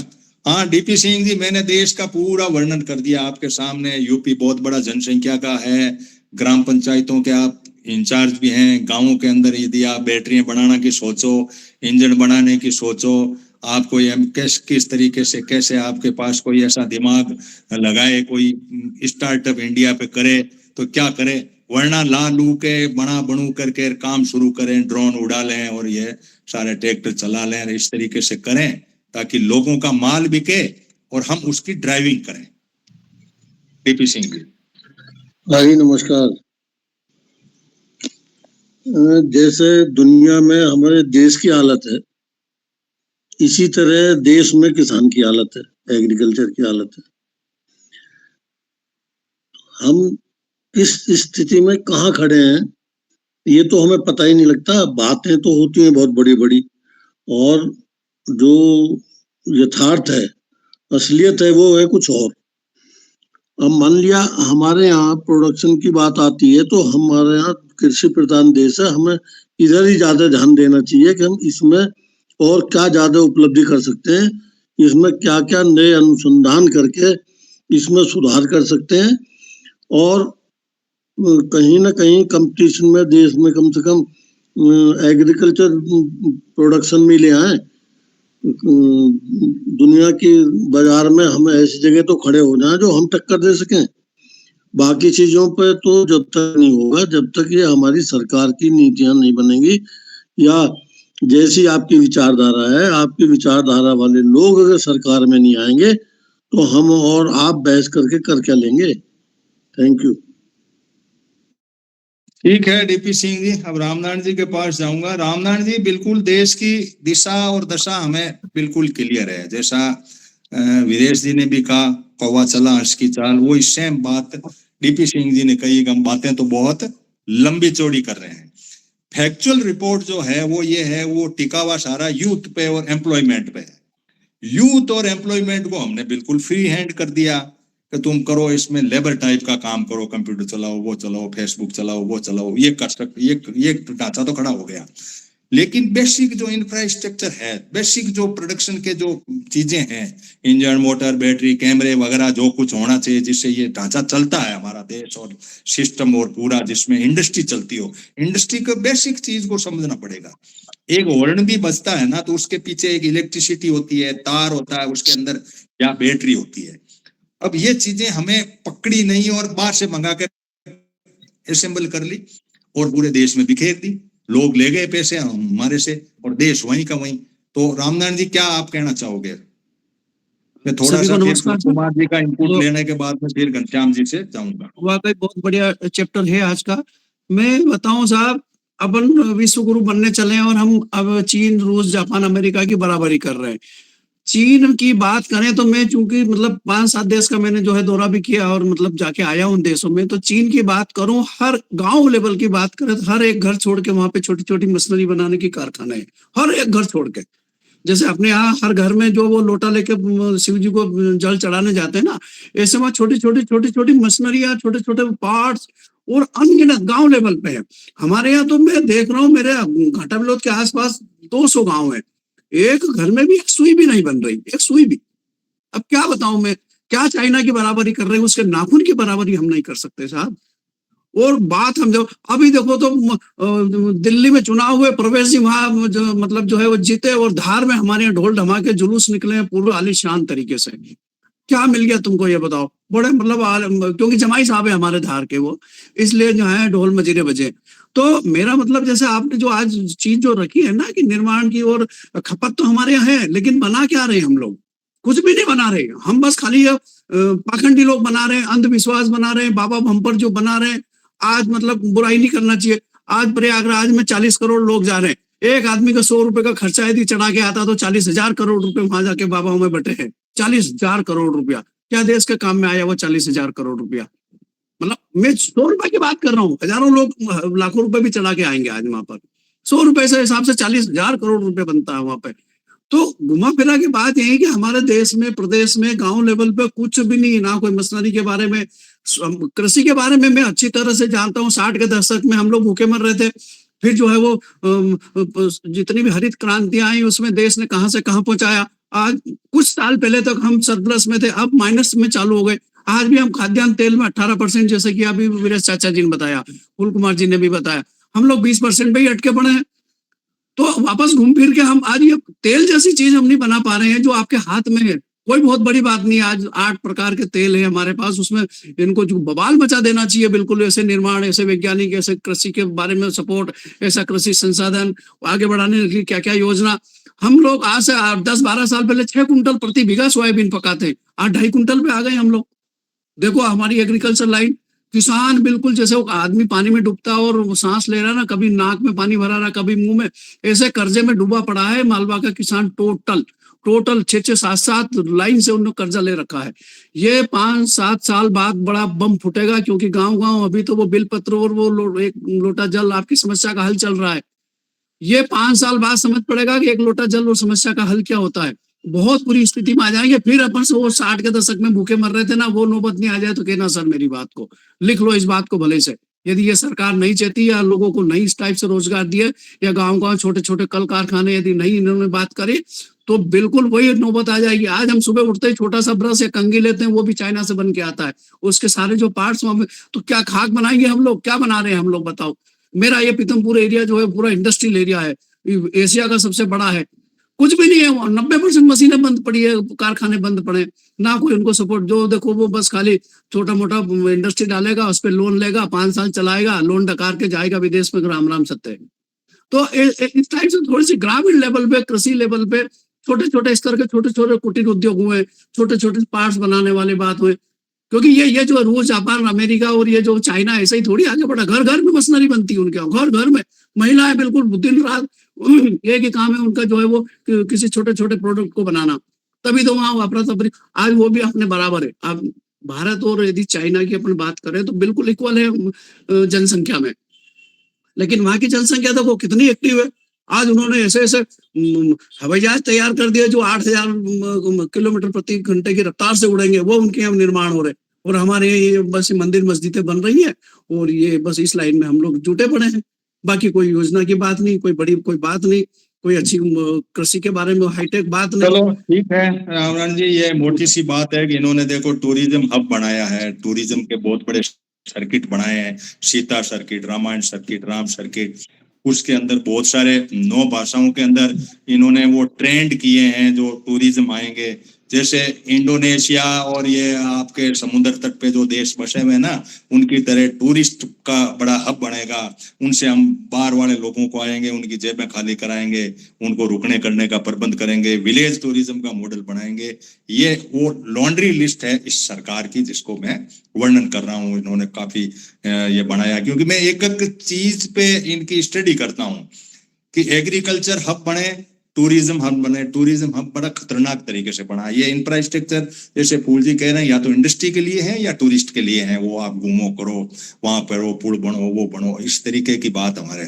फूल जी आप 5 मिनट में इस सेशन को थोड़ा सा मामूली के लेवल पे 2 मिनट में सम अप करें, फिर मैं 1-2 बंदे को और मैं इसमें इन्वॉल्व करता हूँ, फिर आपको वापस ले आऊंगा। फूल जी आप जो दिशा देश की है, इस पे हम मोदी या इन पे नहीं उड़ जाए और सीधी उड़ जाए कि क्या ये दिशा हम लोगों के लिए कितनी संकटग्रस्त हो सकती है, हमारे यूथ और हमारे लिए। न तो हम नेचर पे ऊपर ध्यान दे पा रहे हैं, एनवायरनमेंट पे, न हम ह्यूमन के ऊपर दे पा रहे हैं। तो ह्यूमन प्लॉप करके हम दुनिया में सबसे हाईएस्ट पॉपुलेशन के कंट्री के अंदर यदि ये दो हाथ को काम नहीं, और जैसा रामनारायण ने कहा हम बस वो जड़ चढ़ाते रहेंगे और सिर्फ कावड़ ढोए रखेंगे, तो इसके अंदर कितना क्या महसूस कर रहे हैं, और बाहर की कोई इनपुट हो तो वो भी इन्वॉल्व करें। फूल जी सर, ये जैसे अभी बात करी टूरिज्म की, तो टूरिज्म भी सिर्फ और सिर्फ मैं बताऊं आपको, वर्ल्ड टूरिज्म इससे अट्रैक्ट नहीं हो रहा है जिस तरीके के कंसेप्ट के साथ ये टूरिज्म कर रहे हैं। उससे हो क्या रहा है, अब जैसे ये कुंभ का ले लो, या उससे पहले अयोध्या में वो राम मंदिर का शिलान्यास करा था, उसका सारा बिजनेस कौन ले गया? गुजराती। यहाँ इसका कुंभ का अभी भी कौन लेके जा रहा है? गुजराती। ये यूपी वाले क्या कर रहे हैं भाई? जिस दिन यूपी वाले जागेंगे ना, उस दिन इनका आपस में गृह युद्ध हो जाएगा, लेकिन पता नहीं ये कब जागेंगे। बाहर वाला कौन आ रहा है? कितने % लोग आए हैं यहाँ पे कुंभ में, कोई बताएगा? जो बाहर का टूरिज्म, बाहर तो ये बैन लग चुके हैं। बहुत सारे यूरोपियन कंट्रीज में तो इंस्ट्रक्शंस हैं कि भैया बड़े प्रिकॉशनरी होके जाना, जब वहां पे जाओ घूमने, असल तो जाओ मत। टूरिज्म भी इनके मुकाबले खड़ा कर पाएंगे ये? यहाँ फ्रांस टूरिज्म में सबसे ज्यादा वर्ल्ड में बिजनेस कमाता है, कल्चर किनशिप के मामले में सबसे डेवलप्ड कंट्री है ये। पेरिस की जो एफिल टावर है वो आज भी कब 150 साल पहले बनाई गई थी, आज भी वर्ल्ड में सबसे ज्यादा टूरिज्म अट्रैक्ट करती है। इनका टूरिज्म कहीं खड़ा है इनके मुकाबले में? यहाँ जितना रेवेन्यू टूरिज्म से आता है दुनिया में, मतलब इनको तो टूरिज्म की भी सिर्फ और सिर्फ वही लूट खसोट वाली सेंस है। अब आप एक बात और सब जानते हैं इस बात को, राम मंदिर में थाईलैंड से फूल आ रहे हैं भाई, वहां वाले लोग यहाँ घूमने आएंगे। वो खुद हमारे टूरिज्म पे डिपेंड है। इंडिया वाले वहां पे जाकर के टूरिज्म करते हैं, तब उनकी इकोनॉमी चलती है। ये टूरिज्म की मार्केटिंग कहाँ कर रहे हैं इंडिया से बाहर? इंडिया में घुमा रहे हैं, इंडिया में बस गुजरातियों को दिया जा रहा है टूरिज्म, और कुछ है ही नहीं। एनीवे, कहने की वही है कि सर, सारी बात आइडियोलॉजी पे ही मैंने पहले सेगमेंट में कही थी, और आइडियोलॉजी की ही बात है। और बाकी एक आध थोड़ा सा सर नजर रखो ना, कई बार मेरे को लगता है कि कोई एक आधा बगर टाइप का भी बीच में घुस के यहाँ ऑब्जर्व करके जा रहा है। एक बंदा था, मैं आपको 1 2 पे बताऊंगा, मेरे को महसूस हुआ कि नाम लेने पे वो बोला भी नहीं और अब वो चला भी गया है। थोड़ा सा ध्यान रखो, कोई ना कोई इस ग्रुप में, इस कॉल में आके हमें ऑब्जर्व भी करता रहता है। तो वही आप वाली बात है, उस जो सेंसिटिव पार्ट है बेशक कटवा दीजिएगा। ओवरऑल यही है सर कि ये लोग जो परसेप्शन पे पॉलिटिक्स करते हैं, ग्राउंड रियलिटी से हटके, इनके बस की बात नहीं है। ये आईटी हो, चाहे आईटी का सॉफ्टवेयर हो, चाहे हार्डवेयर हो, चाहे कुछ भी हो, ये वही बात है, इनके अंदर एक स्टिग्मा है। एक स्टिग्मा ये है कि क्योंकि ये थोथी विचारधारा पे हवा बनाते हैं, और वो गुब्बारा जब फूटता है तो वो ऐसा फूटता है। मैंने एक लेख लिखा था, उसमें मैंने बताया भी था कि जैसे पानीपत में ये चढ़ के आए थे तीसरी लड़ाई में, अपने जो किसान बिरादरी के राज्य थे उनको, कास्ट के नाम पे नहीं कहूंगा मैं, आप सब जानते हो उस टाइम पे महाराजा सूरजमल को कैसे इन्होंने ह्यूमिलिएट करके ये पानीपत में ओवर कॉन्फिडेंस में चढ़े थे, और अब्दाली से 8 घंटे में मार खा गए। ये सेम रिपीटेशन ऑफ हिस्ट्री है। 100 साल, 50 साल, 4 5 पीढ़ी लगा करके ये हवा खड़ी करते हैं। 1925 में लगे थे, अब 25 आ गया है। ट्रंप ने एक सुई मारी, वो सारा गुब्बारे की हवा फुर। भाई वही कहानी है इनकी, और कुछ नहीं है। ठीक है घनश्याम जी, एक सजेशन यही है कि अपने बच्चों को, अपनी जनरेशन को, असल फसल नस्ल वाली कहानी है, अपने उनको इनसे बचाओ, उनको इनकी हिस्ट्री बता के रखो, इनकी रियलिटी बता के रखो, और बच्चों को डबल उस पे लाइन पे चलाना सिखाओ कि इनकी हाँ में हाँ भी रखनी है, लेकिन इनको फद्दू भी बनाना है, लेकिन अपनी रियलिटी पे रह के ही आगे बढ़ा जाएगा। यही एक सोल्यूशन है। ठीक है, आपका वाली बात को ही मैं आगे बढ़ा रहा था। घनश्याम जी, मैं आपसे एक सवाल कर रहा था। सेकंड इसने रिवोल्यूशन बताए थे कि भाई ये रिवोल्यूशन मांगते हैं, ये कंप्यूटर में करने पड़ेंगे, इंजन बनाने पड़ेंगे, एआई में डेटा लाने पड़ेंगे, बैंकिंग सिस्टम सुधारना पड़ेगा, फॉरेन पॉलिसी लाना पड़ेगा, आर्मी का सेटअप करना पड़ेगा। ये आपका फर्स्ट ये एक रिवोल्यूशन बताया उसने। रिवोल्यूशन के बाद में सेकंड पैरा, मैंने इसको 5-4 बार सुना तो मुझे लगा कि यार इस पे चिंतन करना चाहिए। रिवोल्यूशन के बाद में मैं आपसे जो सवाल करना चाह रहा हूँ वो ये है, पार्टिसिपेशन पे आया बंदा। वो ये कहना चाहता है कि उसके, खैर पॉलिटिकल बात के ऊपर उसने कास्ट सेंशन कह दी, लेकिन मेरा अपना सोच ये है कि भाई पार्टिसिपेशन इन फोकस हर एक का होना चाहिए, ताकि जैसे रामनारायण जी ने कहा ना, घर घर कोई चीज बने। वो तब बने कि कुछ चीज घर बैठे बनाने वाले लोग हैं, कुछ ऐसे हैं, कुछ हाई फाई हैं, कुछ पैसे वाले हैं। तो पार्टिसिपेशन मैक्सिमम नहीं होकर के कुछ ही इंडस्ट्री के लोगों को कब्जे कर देना, और उसके बाद में जब पार्टिसिपेशन होगा तो हमारे पास में दो सेक्टर है। एक इंडस्ट्री का है, जो मैंने ये वर्णन किया, इसने राहुल ने किया। हम लोग कह रहे हैं कि भाई एग्रीकल्चर का भी कुछ न कुछ स्टार्टअप खड़ा करिए आप, इस तरह से पार पड़ेगी। अब इसमें पार्टिसिपेशन का जो कंसेप्ट ये ला रहा है, इनका तो ये कह दिया कि भाई आप कास्ट सेंसन कराओ और इसके बाद में देखो। तो हम ये कास्ट सेंसन से नहीं करें, लेकिन इस बात में हम सोचते हैं कि पार्टिसिपेशन होना चाहिए, क्योंकि इन्होंने पार्टिसिपेशन आरएसएस बेस बना दिया या इंडस्ट्री के जो टॉप लोग हैं उनका बना दिया। गांव का, नीचे के लोगों का इस प्रोडक्शन साइड में कोई पार्टिसिपेशन इंट्रोड्यूस नहीं हो पा रहा है। बाद में मैं वीरेश जी को टिच करूंगा इसी बात के ऊपर कि पार्टिसिपेशन को हम कैसे सोचें कि यार हर आदमी पार्टिसिपेट तो करना चाहिए। देश के विकास की बात है, हमारे यूथ को आगे बढ़ाने की बात है, देश की ग्रोथ बढ़ाने की बात है। हम देश को बहुत ऊंचाई पर ले जाना चाह रहे हैं। हमारी ग्रोथ 6.3 मान लो इकोनॉमिक सर्वे में आई, तो हम चाहते हैं विकसित भारत, तो हमारे पास में 10% की ग्रोथ चाहिए। हम भी चाहते हैं कि विकसित भारत की कैटेगरी में हम आ जाएं, जहां पर कैपिटा इनकम $15,000 के ऊपर हो, और 5 तरह के पैरामीटर्स जो हैं, इस तरह से ट्रांसपोर्टेशन होगा, इस तरह से एजुकेशन होगा, इस तरह से लोगों की खुशहाली होगी। We also now need this. लेकिन स्थिति यह है कि पार्टिसिपेशन का क्या ढांचा है? ये कह रहा है यार पार्टिसिपेशन आप ले ही नहीं रहे हो, पढ़िए फौज का गाँव, पढ़िए कहीं कहीं है तो है, मतलब क्या है इसका, बताओ आप। तो इसके अंदर आप क्या कहना चाहोगे? वीरेश जी, दोनों का मैं इनपुट लेना चाहूंगा। हाँ घनश्याम जी। देखो, पार्टिसिपेशन का ये राहुल ने कोई मॉडल तो दिया नहीं कोई। ये कास्ट की जनसंख्या करवा दो और क्या उसी अनुपात में वो पार्टिसिपेशन दे देगा। अच्छा, मतलब अनुपात में तो उसने अनुपात में तो नहीं कहा, लेकिन ये कहा कि कास्ट सेंसस करो ताकि हम पता करें कि भाई कौन से, जैसे है ना कि भाई कोई अलग अलग लोग कास्ट वाइज काम करते थे पहले, तो ये होगा शायद इसने जैसे विश्वकर्मा योजना की उस माइंडसेट से कही होगी।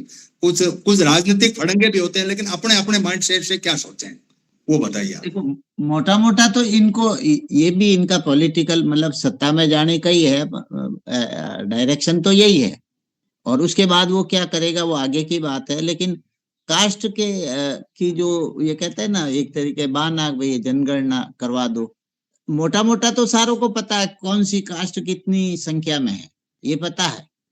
ये जो आधार का जो अपने पास है ना, उसमें सारे सूचना है, गवर्नमेंट को सारा पता है। वो बताया नहीं बताया अलग बात है। और पॉलिटिक्स में अब इनका यूं साइक है ना, मतलब वोट की जो पावर है वो बीजेपी का तो ये रहता है ना कि वो हिंदू के हिसाब से उनके वोट पावर बनते हैं। ये कास्ट के हिसाब से अगर चले तो माइंडसेट से, तो कांग्रेस का सत्ता में जाने की स्थिति बनती है। एक्चुअल में वो उनके उसमें चक्कर में नहीं जाना चाहिए, मॉडल पर अपने को बात करने की जरूरत है। अब जैसे वो डीपी जी ने भी कहा ना कि हम बात कर लेंगे असर क्या होगा, घूम फिर के ये होता है कि लोगों का जो माइंडसेट अगर बदले, जिसमें मतलब पार्टियों के भरोसे अब रहने की जरूरत नहीं है। ठीक है, इसमें कोई पॉजिटिव बात है, उसको भी हमें यूज करने की जरूरत है। मूलतः तो जो भारत की जो वास्तविकता है और जो रियल ताकत है वो तो अभी भी एग्रीकल्चर है। और ये जो आने वाले टाइम में ये जो रिसोर्सेज है, खाने पीने के जो साधन है, जिंदा रहने के जो साधन है, वो मतलब एग्रीकल्चर ही दे रही है। कोरोना ने सिद्ध कर दिया ना, वो शहर में बैठा था तो वो क्यों भगा गांव में, कि जैसे तैसे जुगाड़ हो जाएगा। वहां अगर गांव में पहुंच गया तो कठिन होगी जिंदगी, लेकिन शहर में तो अनाज ही नहीं है, पैसा नहीं है, तो वो तो वैसे ही मर जाएगा। इसलिए लोग गांव में भगे कि वहां जैसे तैसे कोई जुगाड़ हो जाएगा, वहां पशु भी है, बैठने की जगह भी है, चाहे झोपड़ा ही है, आसपास कुछ न कुछ मिल जाएगा, कुछ अनाज है, थोड़ा बहुत खा लेंगे, लोकल रिसोर्सेज भी पानी का होगा। ठीक है, वैसा नहीं होगा, आरओ जैसा नहीं होगा, लेकिन नेचुरल कुछ है, मतलब कोई जुगाड़ था। तो मेन तो अपने को जन आंदोलन भी करे तो इस हिसाब से करे कि इस जो कृषि है इसको डेवलप करें। ये जिंदा रहने के, और वो भी बड़े पैमाने पर। इसमें भी भाई ये सारे घनश्याम जी, मैं इंटरवेन कर रहा हूँ। ये कह रहे हैं कि कृषि हम भी डेवलप कर रहे हैं, लेकिन हम आपसे नहीं करवाना चाहते खेती। वो कंपनी के हम खेती जरिए अडानी से कराना अडानी से चाहते हैं। करें। हाँ, तो वो तो अब गलत ही क्लस्टर डायरेक्शन है। बनाएंगे, हाँ, ठेका देंगे, कॉन्ट्रैक्ट फार्मिंग होगी। हम आप हट जाओ, लेबर बन जाओ। आप तो कैसे यहाँ पे मैं पार्टिसिपेशन का इसलिए कह रहा हूँ, पार्टिसिपेशन शब्द आया ना, यहाँ मैं कह रहा हूँ कि ये पार्टिसिपेशन से आउट कर रहा है खेती से भी। एक्चुअल में ये ये मॉडल जो है इनका, जो इनकी जो लॉन्ड्री लिस्ट है उसमें ये कह रहा है भाई आप साइड में हो जाओ। हाँ, आप जानते वो ही नहीं यही कुछ। कह रहा, आप जमीन ही छोड़ के चले जाओ, हमें दे दो, और हमारी हाँ, जरूरत होगी इतना हम मेन लेवल ले मेन लेंगे यही तो आपसे। बात है ना, यहाँ फंसे हाँ। पड़े हैं ना अपन लोग। नहीं, मारे जाएंगे ये करने। अच्छा, इधर एनर्जी का संकट है। क्लस्टर जो खेती है इसमें भारी एनर्जी का उपयोग होगा, भारी। तो ढांचा बन गया। देखो ये ढांचा तो बन चुका है, इसमें कोई किसी प्रकार की किंतु परंतु लगा के लड़ झगड़ ले, ये आधे मर लेंगे कट लेंगे, लेकिन डायरेक्शन वो हो चुका है। अब राहुल इस पे बोला नहीं, डर के नहीं बोला हो या कुछ भी नहीं बोला हो या क्या कारण हो, या इसको एग्रीकल्चर का ज्ञान नहीं है, लेकिन मैं अपने लेवल पे, अपन ने बहुत मीटिंगें की है इस पे, इन लोगों ने एग्रीकल्चर को कैप्चर किया है और कह रहे तुम हट जाओ भाई, कम पड़ेगा तो मैं बाहर से ले आऊंगा, वरना मेरा सेठ जी पैदा कर देंगे, आप तो खेती छोड़ो।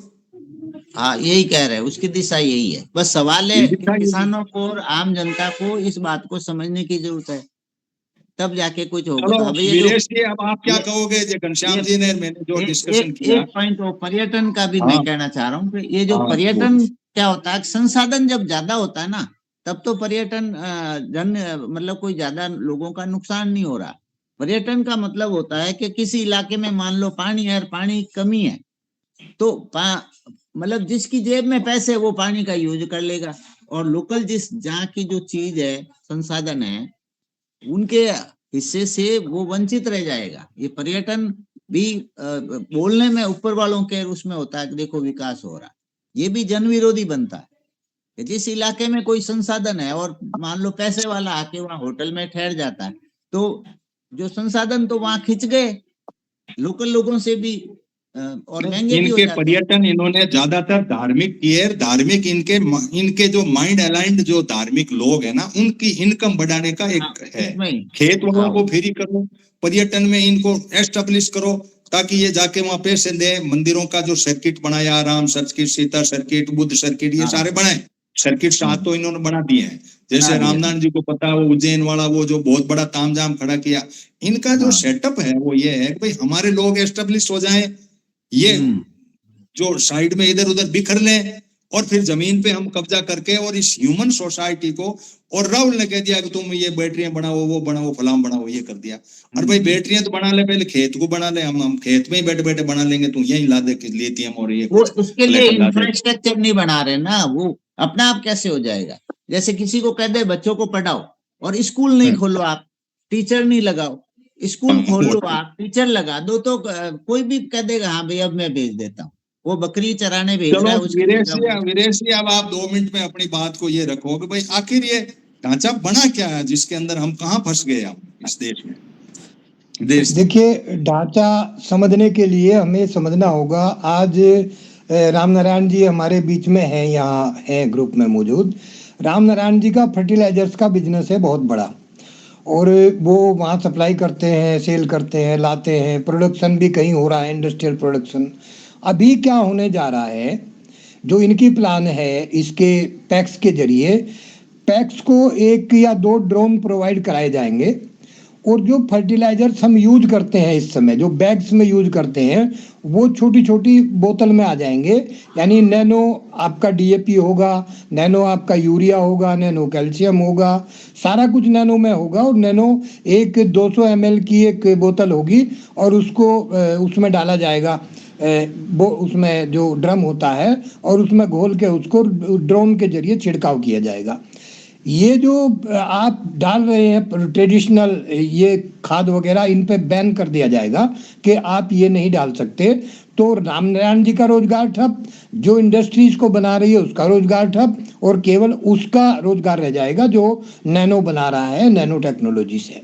क्योंकि मैं बीच में रोक रहा हूँ, इन्होंने जी। जो नैनो यूरिया का जो 500 ml की जो बाटल बनाई थी, बड़े बड़े जो है बैनर पोस्टर, और तुम बोलो गेहूं में ये मचा देगा, पूरा यूरिया का काम करेगा, वो 2.5 फीस हो चुका है।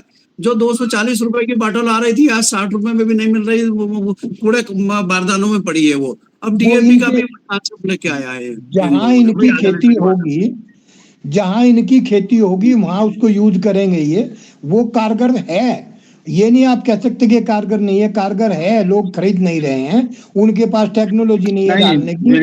वीरेश जी मुद्दा ये है कि हम पार्टिसिपेशन के मामले में हमें हटाया जा रहा है, क्योंकि सेकंड वही घेरा वही इसने वही लिया मैं ना। वही मैं बताना चाह रहा हूँ। पार्टिसिपेशन में हम आउट हो रहे हैं खेती से, चाहे यूरिया डाले बिल्कुल वो डाले, हमें क्या लेना देना, हमें तो मजदूरी करनी है। वही एग्जाम्पल मैं रखने जा रहा हूँ। अभी हमने आसाम में खेती शुरू की है, आपकी जानकारी में होगा।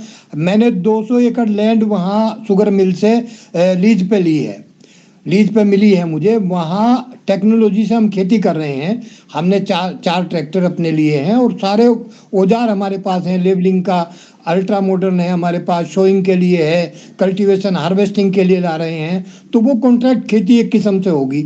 अगर गांव में हम देखें तो 5 एकड़ खेती में जान निकल रही है पूरे परिवार की, और वहाँ मेरा लड़का अकेला 200 एकड़ कल्टीवेशन कर रहा है, लेवलिंग भी कर रहा है, शोइंग भी कर रहा है, इरिगेशन भी कर रहा है, अकेला मैनेज कर रहा है। बस लेबर थोड़ी सी अवेलेबल है उसके पास। बाकी स्प्रे करने के लिए एक मशीन हमने ली है, वो 30 फुट में एकदम से 9 फुट जो है लेके चलती है स्प्रे करने के लिए, और उससे एक ट्रैक्टर जो काम करेगा वो 10 आदमियों का काम करेगा आप अकेले। क्या मानते हैं, पार्टिसिपेशन होना चाहिए या आपके जैसे बड़े होना सेक्टर चाहिए। लेके ये टेक्नोलॉजी गलत है जो हम यूज हाँ कर रहे हैं, बस ये बस ये टेक्नोलॉजी मैं गलत है। ये मैक्सिमम पूछ रहा हूँ। India is a populated country, India बिल्कुल पॉपुलेटेड कंट्री है। यहाँ पॉपुलेशन की का पार्टिसिपेशन होना चाहिए। हमें ठीक इस बात, तरह की आगे खेती आपकी बात करनी आ गई। चाहिए। फूल जी आप क्या कहेंगे कि पार्टिसिपेशन में हम कहाँ कहाँ पिछड़ रहे हैं, हमें बड़ी आदत एक खराब है, एक 2 एक मिनट और में रखो एग्जांपल फिर मैं। छोटी सी दे दूं, एक और हाँ सबमिशन दे दूं अपना छोटा सा। अभी जो हाँ मैं एक्सप्रेस वे बन रहा है मेरठ से और वहां तक का, प्रयागराज तक का, मेरा मानना यह है कि इसके दोनों तरफ जो सर्विस रोड है, सर्विस रोड के मेन हाईवे के बीच में जो जगह बचती है, इसके ऊपर अगर हम सरबेरी की के प्लांट लगा के और वहां आसपास के किसानों को उसमें पार्टिसिपेट करा दिया जाए, तो वहाँ जो सरबेरी से रेशम पैदा होगा, तो उससे जो इंडस्ट्री हमारी ठप पड़ी है बनारस में किसान रेशम किसान उत्पादन की, किसान सब आप यहीं तो चूक रहे हैं, किसान को नहीं मिलेगी, इंडस्ट्री को मिलेगी, कहीं भी ये हो। देना आप इस चाहिए ना। बात पे हाँ मैं वही कह रहा हूँ, हाँ ये किसान का इसमें भागीदारी होनी चाहिए, हाँ पार्टिसिपेशन बस होना होनी चाहिए। चाहिए, ये बात है, लेकिन ये नहीं चाहते। लेकिन हाँ वो फूल जी क्यों अब करेंगे? आप क्योंकि बताइए कि हमारे पास, पार्टिसिपेशन पे हनुमान राम जी, पार्टिसिपेशन हमारे पे पास हाँ प्रेशर ग्रुप नहीं है जो गवर्नमेंट को बता सके। भाई किसान यूनियन का काम है कि वो किसान यूनियन मार के खड़ी हो जाए, भैया ये कंपनी को क्यों दे रहे हो, ये तो तुम गांव वालों को दो, जो गांव वाले जिनकी जमीन आपने ली है दे दिया उन जमीन वालों को इन्होंने दे दो। इन्होंने पूरा मॉडल बना दिया, फ्रेमवर्क भी बना दिया, एग्रीकल्चर का मॉडल भी बना बस दिया, वही इन्होंने अपना मैंने कहा ढांचा कि खड़ा कर दिया। पार्टिसिपेशन होना चाहिए, वो नहीं हो पा रहा है, दैट्स ऑल। फूल जी पार्टिसिपेशन पे क्या टिप्पणी है आपकी, कैसे हम घुसे पार्टिसिपेशन में, लड़ाई कैसे करें, हमें तो आउट ही कर दिया पूरा खेती से, हम खेती कर रहे हैं, खेती से तो बाहर कर दिया, हमारे खेतों को छीनने की तैयारी है, लोन दे के छीनेंगे, लिक्विडिटी की है इन्होंने, ये अभी बार केसीसी भी बढ़ाया, सारा कुछ किया, स्वामित्व योजना के तहत हमारे मकान का भी नक्शा उनके पास पहुंच गया, ड्रोन घूम के, सारी स्थिति क्लियर है, मुझे तो फंडामेंटल एक एक लाइन क्लियर है पूरी की पूरी। यानी एग्रीकल्चर सेक्टर को इन्होंने गांव में बैठे लोगों को किस तरीके से किस गिरफ्त में टच किया है वो बिल्कुल फंडामेंटली क्लियर है, इनके लोगों को कैसे सेट किया वो भी हमें क्लियर है। लेकिन अब हम पार्टिसिपेशन के लिए क्या कर रहे हैं, हम इनकी प्रश्न के सवाल सीधा साधा सवाल का उत्तर ढूंढे हैं कि यदि हम ये करें तो पार्टिसिपेट हो सकते हैं। एफपीओ के मार्फत एक मॉडल है इनके पास में, एपीसी एपीओ पैक्स, ये तो एक मॉडल है, आप इसके मेंबर बन जाओ, वहां हमें खतरे ही खतरे हैं, वहां हम फ्लॉप हो रहे हैं। अब हम इंडिविजुअली स्वयं भू काश्तकार बन के, जैसे इनको काश्तकार वर्ड खत्म, किसान चिड़िया उड़ चुकी है, इस मॉडल में कहीं भी नहीं है, इस बजट में भी नहीं है। मैंने इस बार जब बजट आया था उस पर भी मैंने प्रतिक्रिया, कई लोगों ने मेरे से मांगी कि साहब आप क्या कहोगे, आप क्या कहोगे, तो उन्होंने कहा मैं तो भाई ऑन रूट हूं, आप बता दो कि ये है, किसान है ही नहीं तो किसान का बजट का आएगा, किसान है ही नहीं उसमें, सब कुछ इंडस्ट्री, किसान का मतलब अब जो है वो परिभाषा चेंज हो चुकी है, खेती जो है किसी के लोगों के हाथ में जा रही है और कैसे जाएगी, ये सरकार 5 साल में उस खेती को वहां पहुंचा देगी। अब इन सारे सवालों के ऊपर हम कहाँ पार्टिसिपेट करें? भाई इंडस्ट्री वाला तो मॉडल इसने दे दिया, बैटरी बनाओ ये कर दिया, ठीक है चलो, कुछ बच्चे हमारे वहां चले गए, लेकिन बाकी तो बच्चे हैं ना, वो क्या करेंगे? उनको कैसे हम खेती में रोकें? खेती में रोकें तो वो इंडस्ट्री वाला कहे कि अच्छा तुम कर, ऐसा मजदूरी कर, मैंने गाड़ी बनाई ड्राइवरी तू कर, मैं खेती कर रहा हूं लेबर तू कर। ये सिस्टम जो डेवलप हुआ ना, वहां एग्रीकल्चर कोलैप्स है। हमने बहुत बहस की, अभी आपने आधा पौन घंटे से एग्रीकल्चर की तरफ मोड़ा इस पूरे राहुल के भाषण को, और मेरी भी इच्छा यही थी कि तुम मुड़े, लेकिन हम फ्लॉप हैं। क्या कहना चाहेंगे आप इस पे? मेन बात सारी वहीं पे आती है सर, जो अपना ग्रुप कैपिटलिज्म का मॉडल हम बतलाते हैं, और जो ये लेके आए हुए हैं ये सामंती जिम्मेदारी का अनएथिकल कैपिटलिज्म मॉडल है ये इनका, वो उसका हिस्टोरिकल पर्सपेक्ट समझने की जरूरत है। जमाने की कहानियां मैंने मेरे दादा दादी, चाचा ताऊ, काकी ताई इनसे सुनी है कि इतने हैवी टैक्स जब लगते थे, अंग्रेज भी लगा देते थे माड़ूगाही पे, दरखास्त पे, जो ये आती थी जमीनों की सिंचाई की जो दरखास्तें आती थी, जिनके ऊपर हमारे किसानों ने ऐतिहासिक आंदोलन भी किए हैं, चाहे वो जाट गोकुला जी का 1670 का आंदोलन हो, चाहे वो पगड़ी संभाल जट्टा का आंदोलन हो अंग्रेजों के टाइम पे। तो उस टाइम पे हम एक बात सुनते थे कि हमारे वाली जो कौमें थी, जो किसानी कौम है, जिनको पहले अजगर भी बोलते थे, वो वाली जो कौमें थी वो तो अड़ जाती थी कि भैया चाहे बैल देना पड़े, चाहे मकान देना पड़े, लेकिन अपनी जमीन छोड़ूंगा नहीं, मैं टैक्स दूंगा। लेकिन हमने ये कहानियां सुन बड़े हुए हैं, आप लोग कंफर्म भी कर देना, आप भी मैच्योर और बड़ी एज में हैं, आपने भी जरूर सुनी होंगी, हमसे तो ज्यादा सुनी होंगी कि भाई बड़िए जो होते थे वो तो जमीन ने सुन्नी छोड़ के भाग जाया करते, ठीक है, तो उनसे टैक्स पूछते नहीं थे, तो वो जमीन ने सुन्नी छोड़ दिया करते थे। भैया कोई हम तो इनके मालिक ही नहीं है, अंग्रेजों को या मुसलमानों को ये बोल देते थे कि जी हमें तो पता ही नहीं किसकी है ये कहानियां। पहले तो मुझे ये कंफर्म कर दें आप लोग की सच्ची हैं कि नहीं है। बिल्कुल, पहले तो बिल्कुल ये सारा आप कह रहे हैं, लेकिन अब हम बच्चे कैसे, ये कहानियां आ चुकी है। अरे मैं कनेक्ट कर रहा हूँ, सुन तो लेना एक बार, मैं पहले कनेक्ट कर दूं, क्योंकि और भी एक आधा यूथ बैठा होगा, उनको ये हिस्टोरिकल पर्सपेक्ट से कनेक्ट करके जब तक चीजें नहीं दिखाएंगे उनको समझ में नहीं आनी है। तो वो जब वो लोग, ये लोग वही हैं, हमारे जैसे लोग तो चाहे अजगर समूह हो, चाहे और जुन सी जातियां, वो तो अपनी तन के कपड़े तक बेच करके टैक्स दे के अपनी जमीनें बचाते थे, लेकिन ये छोड़ भाग जाया करते सुनी। राजस्थान की तो सबसे ज्यादा कहानी है इस बारे में। अब ये जब सब कुछ ठीक हो गया है, अंग्रेज चले गए हैं, सब चले गए हैं, चलो भैया अब तो कर लो कब्जा वापिस उसी मॉडल पे आकर के ले आओ सबको और अपनी वापिस उसी पे आ जाओ। अब ये अडानी अंबानी किसान बनने चले हैं,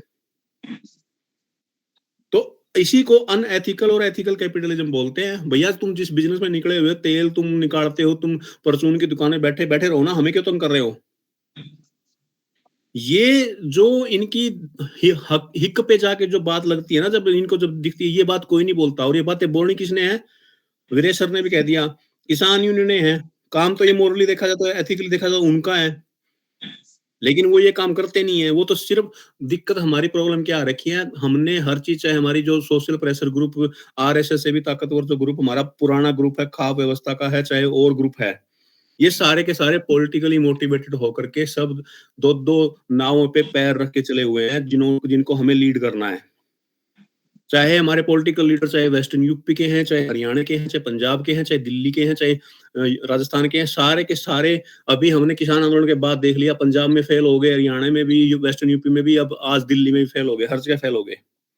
हो क्यों रहा है ये? क्योंकि जो रोल जिस काम के लिए बना है उस रोल पे हमारा समाज है नहीं। खाप चौधरी का काम है समाज के अंदर अपनी परसेप्शन, सोशल इंजीनियरिंग की पॉलिटिक्स पे कब्जा करके रखना, लेकिन वो खुद पावर पॉलिटिक्स में एमएलए बनने के लिए कोई लाइन में खड़ा है, कोई एमपी बनने के लिए लाइन में खड़ा है। किसान यूनियनों का काम है किसानों को ट्रेडिशनली शाखाएं जैसे लगती हैं, ये लगाते हैं, ऐसे शाखाएं लगा करके अपने अपने किसान यूनियन के काम में किसानों को प्रॉपर, जैसे मीटिंग आप कर रहे हो ना, ये अगर टेक्निकली देखो तो ये काम उनका है। लेकिन यहाँ ये वो है नहीं, बस 100-50-200 बंदे इकट्ठे हुए नहीं सपने लेने लग जाते हैं, भाई मैं तो अगला पार्षदी का इलेक्शन लड़ूंगा या मैं एमएलए का इलेक्शन लड़ूंगा। जब तक ये चीजें एक फॉर्मेट में रख के सही नहीं वापस लाइन पे आएंगी, तब तक हमारी दुर्गति ऐसे ही चलनी है। ये अनएथिकल कैपिटलिज्म वाले, हाँ एक चीज जरूर कह देता हूँ, इनका अब विनाश होना है, ये गारंटीड है। मेरा आर्टिकल अगर आपने पढ़ा हो जिसमें मैंने 7वीं सदी वाला एग्जाम्पल भी दिया है, ये 150 साल 4-5 पीढ़ी खपा करके पूरा हवा खड़ा करते हैं, लेकिन वो फिर इनके हवे फूटते हैं। अब मौका भी है हमारे लिए यहीं पे ही है। जब अब ट्रंप ने इनको राह दिखा दी, ट्रंप ने इनको औकात दिखा दी, तो यही वक्त है जो हमारे जैसे बुद्धिजीवी तो क्या कहें खुद को, लेकिन चिंतन जो करते हैं, हमें अब वापस इस चीज की उस पे चलना चाहिए, क्योंकि ये एक वो इशारा आ गया है हमें कि अब ये डाउन पे जाएंगे। तो बस यही है और कुछ नहीं है। ये एथिकल वर्सेस अनएथिकल कैपिटलिज्म का और कोई है। डॉक्टर हमारे डॉक्टर साहब आप ये डॉक्टर साहब प्रॉब्लम है। आप कुछ कहना चाहेंगे? डॉक्टर साहब कोई बात कहना चाहो? फिर सुनील है, हाँ बोलिए। हाँ वीरेश मैं जी कह आपको रहा ले था लेंगे, अभी 5 मिनट बच रहे हैं, 2-2 मिनट में बोलिए। WTO से हमने करार किया कि हम ये सामान इधर उधर लेंगे, तो हमारे पास लेबर सरप्लस है। अगर अमेरिका अपनी लेबर निकाल रहा है तो हमें भी उसमें से बाहर निकलने के लिए कोई कदम उठाना चाहिए, नहीं तो एग्रीकल्चर प्रोडक्ट में तो हमारे बाजार को भर दिया है, डंप कर दिया है, और हमारी जो वो लेबर निकाल रहा है, हमारा जो मिनरल है वो सस्ते भाव में लूट रहा है। तो इसे और हमें WTO से बाहर होने के लिए कदम उठाना चाहिए। चलो वीरेश जी आप हैंड रेज कर रहे थे, अब 5 मिनट बच रहे हैं। हाँ हैंड रेज कर रहा था मैं, फूल कुमार की बात कोई आगे बढ़ा रहा हूँ थोड़ा सा। भाई ये चले तो जाएंगे।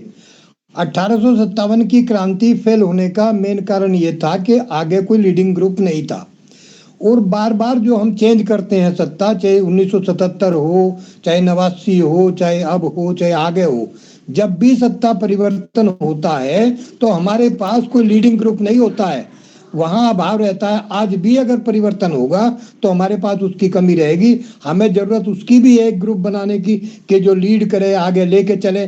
भाई राहुल ने बयान दिए तो हैं, लेकिन क्या राहुल अपने आप में परफेक्ट है? जो विकल्प है आगे सत्ता का, क्या वो अपने आप में मैच्योर है, अपने आप में परफेक्ट है? क्या उसके पास कोई विजन है आगे को लेके चलने का? हमें नहीं लगता कि उसके पास भी है। वो थोड़ा है तो चीजों को बोल तो रहा है, लेकिन पूरा कर पाएगा? हमारे मन की बातें, भाई हमारी लड़ाई तो हर बार होती है, कांग्रेस जाती है, लोकदल से होती है, लोकदल जाता है, बीजेपी से होती है, बीजेपी जाती है, फिर कांग्रेस से होती है। अब आप आया था, उससे भी हमारी लड़ाई होगी, उसको भगा दिया। तो भगाना सीख रहे हैं, लाना नहीं सीख रहे हैं। ये सीखना होगा कि लाने वाले को किसको लाया जाए। बात वो है। देखो वीरेश जी, न तो राहुल से कुछ होना है न उनसे होना। मेन बात है कि हमारा प्रेशर ग्रुप, जैसे फूल जी ने कहा ना, हमारा प्रेशर ग्रुप फ्लॉप है। हम जिस बात का चिंतन करके यहाँ पहुंचे हैं कि एग्रीकल्चर सेक्टर में हमारा पार्टिसिपेशन हो, अब हमारा कोई प्रेशर ही नहीं है। तो जमीन छीन के अपना उनको दे रहे हैं, अडानी को क्लस्टर बना रहे हैं, उनका करके लोनिंग वोनिंग दे के आउट कर रहे हैं। हमारे पास में माइंडसेट की लड़ाई है। घनश्याम जी ने भी माइंडसेट की बात कही है, फूल कुमार जी ने भी माइंडसेट की। हम उस माइंडसेट पे नहीं है कि हम एनवायरमेंट को बचा लें, हम नेचर को बचा लें, हम एग्रीकल्चर को बचा लें। हम बेटे बेटे अनाज खा करके, लेबर बन के, 2 रुपए जेब में डाल करके, पका पकाया राइट टू ईट वाला जो RTE का जो फूड है उसको खा के जिंदा रहते हैं। हमारे माइंडसेट का ये जो अब ये आर्टिफिशियल, अब लास्ट में क्योंकि 3 मिनट ही बचे हैं, आर्टिफिशियल इंटेलिजेंट का जो सेटअप आया है उसमें हम चाहे ये बना नहीं पाए, पैसे नहीं कमा पाएंगे, लेकिन ये हमें आंधी की तरह इस तरह से लोप लेगा, इस तरह से कर लेगा कि हम इधर उधर हिल डुल जाएंगे। ये जो लोग बैठे हैं ना, कोई भी चाहे ग्रुप है, जो प्रेशर ग्रुप बिना ज्ञान के और बिना डिस्कशन के अपनी दुकान चलाने पे लगे हुए हैं, चाहे वो पॉलिटिकल है, चाहे वो किसानों का है, चाहे वो एजुकेशन का है, ये फ्लॉप है। इनको एक मंच पे आकर के इस लड़ाई को जो है उसको पूरा तरीके से समझना पड़ेगा। और इस आर्टिफिशियल इंटेलिजेंस की दुनिया में हम किसी भी बात को टच कर सकते हैं। भाई अपन 5 आदमी होते हैं या 7 आदमी होते हैं, लेकिन एक के बात का वजूद होता है, उसमें कुछ मायने हैं, इसमें कुछ डायरेक्शंस हैं इसमें। अब कितने सुनते हैं कितने नहीं सुनते हैं इसका हमें पता है कि माइंडसेट की लड़ाई है। लोग इस बात पे ही नहीं पहुंचे। जैसे आपने कह दिया कि भाई राहुल क्यों करेगा, मोदी क्यों करेगा, हम क्या करेंगे फिर?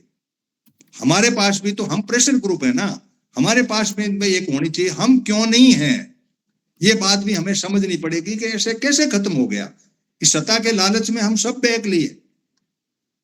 भाई चुनाव लड़के मैं भी आया जब मुझे लगा कि ये ढांचा ही फ्लॉप है, इसे किसी का भला नहीं कर सकते हम, तो हम अपनी डपली अपना राह करने लगे। अब कितने लोग जुड़े कितने नहीं जुड़े, अभी मेरे पास जो मेरी क्षमता थी मैंने अपनी मेरी बात रखी।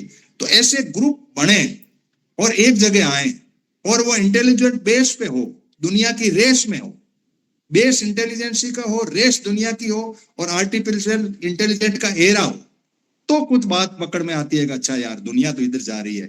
जैसे राहुल ने खुद ने किसी ने लिखा होगा, ये किसी फिलोसोफर ने लिखा, ये बोल गया और हमारे पास बात पहुंची। एक संसद एक गरिमा का एक जगह है, तो ये बात आई है हमारे पास में, तो हमें उस लाइन ऑफ एक्शन पे सोचना है। और किसी का 2 मिनट के टाइम में किसी का कोई इनपुट हो तो आप दे सकते हैं हैंड रेज करके, बाकी हम क्लोज करेंगे सेशन को। अच्छा रहा, हाँ